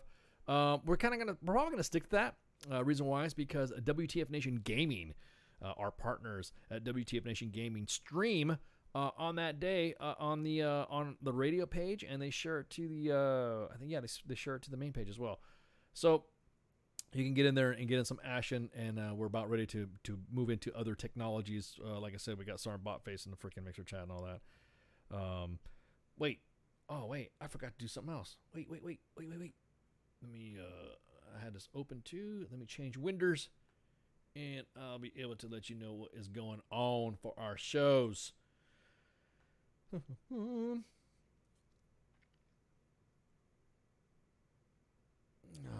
Seriously, come on, guys.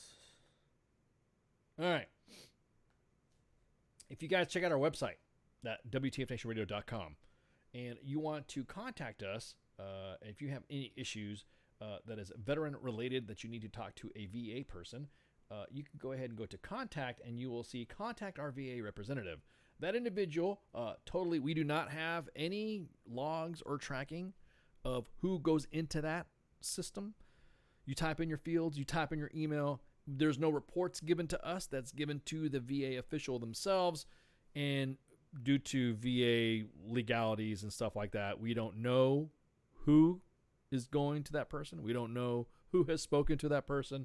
Nor do we get any reports of who, in other words, I'm not sitting there, me and Redleg aren't sitting there with a fucking PowerPoint slide going, all right, these are the people that talk to us on the VA guys, and this is the person that talked to us, and this was what they're bitching about, blah, blah, blah. We don't do that. We don't do that at all. It's all completely 100% anonymous, and only you will be in contact with the VA rep, and that's that simple.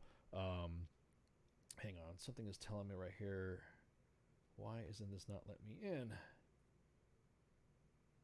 There we go. Hang on, let me turn off Pornhub right quick. All right.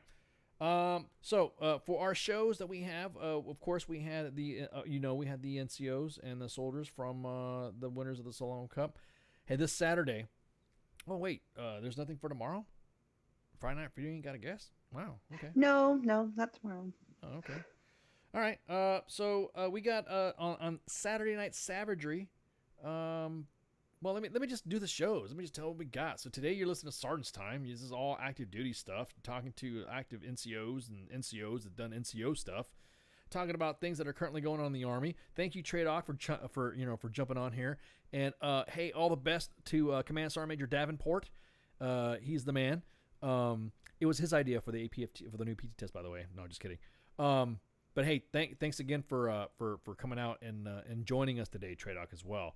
So anything active duty, anything that has to do with Army issues, policies, changes, and things like that is normally focused on this day, and it's hosted by myself, or we'll have somebody else on the main page who can give us some more, not intel, but more info or information or anything that can be a little bit explained a little bit better, so that way you guys are not confused on what information is being put out. Friday is Friday Night Freedom, which is where we got Pooks and Minx coming out and discussing freedom stuff. Anything that has to do with freedom.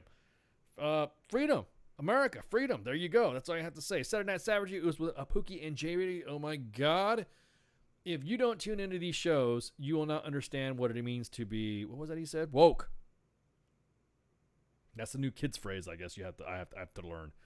To be woke.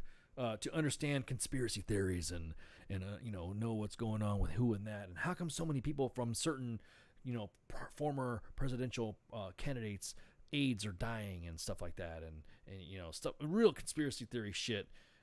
They come on and have their guest too. Their guest is going to be Dustin Hayden from the Sunday Souse. Sunday Souse. I just like saying Souse. Souse started with some friends in 2017. And challenge each other to eat various hot wings at various temperatures and various Scoville, whatever.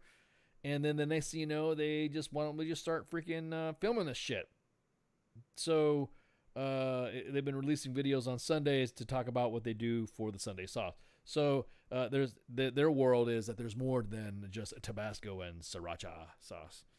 Everybody knows that me and Pook in the office will share our Scoville successes with the amount of ghost peppers and Carolina Reapers that we can eat. We don't care. We can handle it.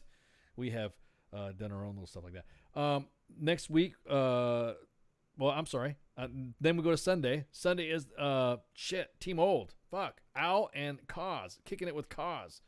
Kaz is kind of taking a break because he's doing some stuff right now. So he's got to, he's moving. So he's got to move. So obviously his stuff is all torn apart and all that. So he's got to move and get it set up. So in the meantime, Al's sitting in his place. And that dude is like, oh, man. You understand, what does he call himself? He's a shamanistic minister or something like that. Shamanistic. He's a shaman. Whatever, He's shaman. I don't know what a shaman. Voodoo witch doctor or something like that. Anyways. He's on there with Kicking It With Cause on Sundays. Just a couple hour show just to chill out. A bunch of old dudes shooting the shit, hanging out. And then Monday is the Monday edition with myself and Flash. We talk about news, commentary, and opinion. Go back and forth. We pick on both sides. There is no political group picked. There's no political party, joined. It's just us going back and forth, shooting the shit, and seeing who is right and who is wrong and why somebody's fucked up and how come I hate Sean Hannity. So that's pretty much on Monday. Tuesday is a Tied Up Tuesday with Minx and Gray Cloud. And they are, they're talking about anything and everything. Florida man-like stories and all that. Great stuff. And then, of course, we're right back here to Sergeant's Time, where we're going to have Brian Jacobs from Vets to Success. He's going to come back on. He was on here last year. He's going to tell us what's going on. Looking forward because he's actually done a lot more, or getting involved in a lot more larger projects. And the organization's purpose is to inspire, educate, and change the lives of homeless and displaced veterans and impact communities that they live in. This was created out of the loss of the founder's younger brother to veteran suicide, as well as the founder's personal battle with readjusting back into the local community. Because everybody knows that when you hang it up, that's it. You don't freaking, that's it. Like Tim Kennedy said, no one's gonna remember that you didn't get separate rats when you were a private. Because once you have the DD-214, that's it, you're out. Then you have to adjust. So that's what we're here. We're gonna help you out. But other than that, Span, you got anything? Oh, we gotta do some homework. Nope. I'm good. Sweet dreams, everybody. Yeah, this is real quick. There's a new command opening up in Austin, Texas. That's what I wanted to say. That was on one of the shows. I'm going through all my notes right now. What was I going to talk about tonight? Yes, there's going to be a command called the Futures Command. The Futures Command is going to be in Austin, Texas. Austin, Texas. You know what? I think that might be my next assignment. I think actually that Futures Command, I think that'll be one of the things Sergeant Major. That's some good gig right there, man. Austin? Shit. Be stationed in Austin? I may go back in. Be stationed in Austin. I wonder what the BAH and the separate rats are there for. Anyways, I don't want to keep rubbing it in. But anyways, everybody, thank you for joining us tonight on Sergeant's Time. Everybody on U.S. Army WTF Moments, thank you for joining us in that chat. WTF Nation Radio, thank you for joining us in this chat. And then everybody, I'm not an E4. Everybody... And Mixer. And Mixer, thank you so much for joining us in the Mixer. And thank you for a lot. We got some followers and stuff like that too as well. We would totally appreciate you guys coming up in there and then getting us in. Hey, don't forget, like I said, when we start giving out some swag, we start giving out surprises and stuff like that, more than likely, Sergeant Botface is going to get involved and do some Westworld shit. And then we'll be good to go. I am drinking some good coffee. Actually, I've had really good coffee. Because I've been feeling kind of tired lately. I've been dragging ass. So I was like, you know what? I'll just have a half a mug of... Now, the mugs that I have are tall. They're like if you were to stack 2 large mugs on top of each other, that's how tall my mug of coffee is. And so I am like, pew, pew. But anyways, that's right. Lead from the front. So if you guys don't have anything for me, I'm out. Shouts. Everything stated on WTF Nation Radio is to be considered the opinion of the person that stated it, and not an official representation of WTF Nation Radio or U.S. Army WTF Moments. Price does not include tax, title, or license. Some assembly required. Each item sold separately. Batteries not included. Objects in mirror are closer than they appear. If conditions persist, contact a physician. Individual results may vary. Keep out of the reach of children. Avoid prolonged exposure to direct sunlight. Keep in a cool, dark place. And please enjoy the show. Shots.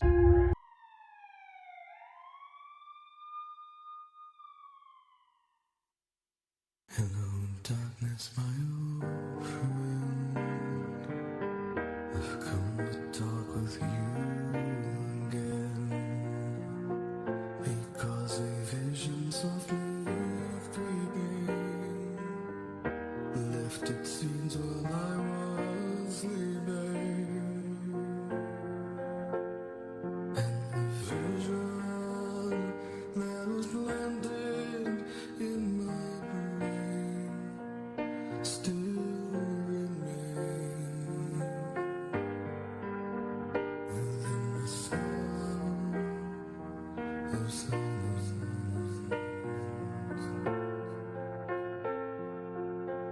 In restless dreams I walked alone, narrow streets of cobblestone, neath the halo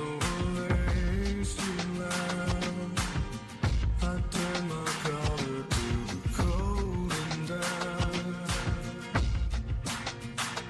and my eyes will stand by the flash of a neon light that split the night, and touch the sound of silence, and in the naked light I saw 10,000 people, maybe more. People talking without speaking. People hearing without listening. People writing songs and voices never shared. And no one dared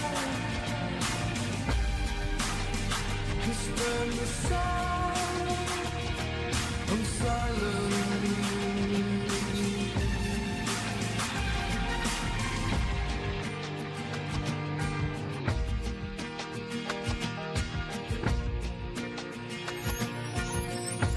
Forfeit you do not know. Silence like a cancer grows. Hear my words that I might teach you.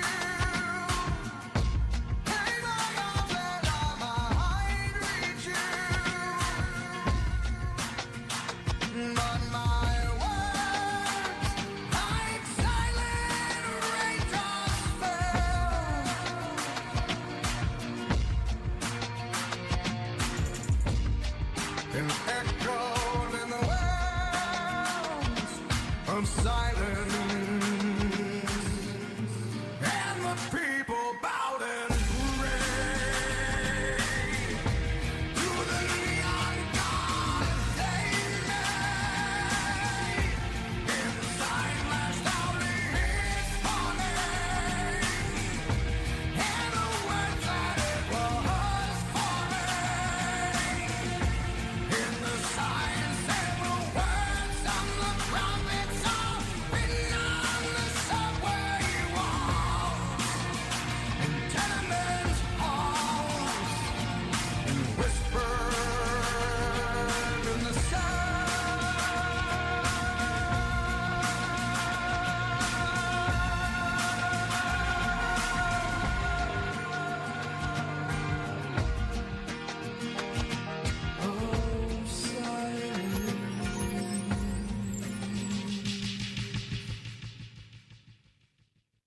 The voice of U.S. Army, WTF Moments. This is WTF Nation Radio.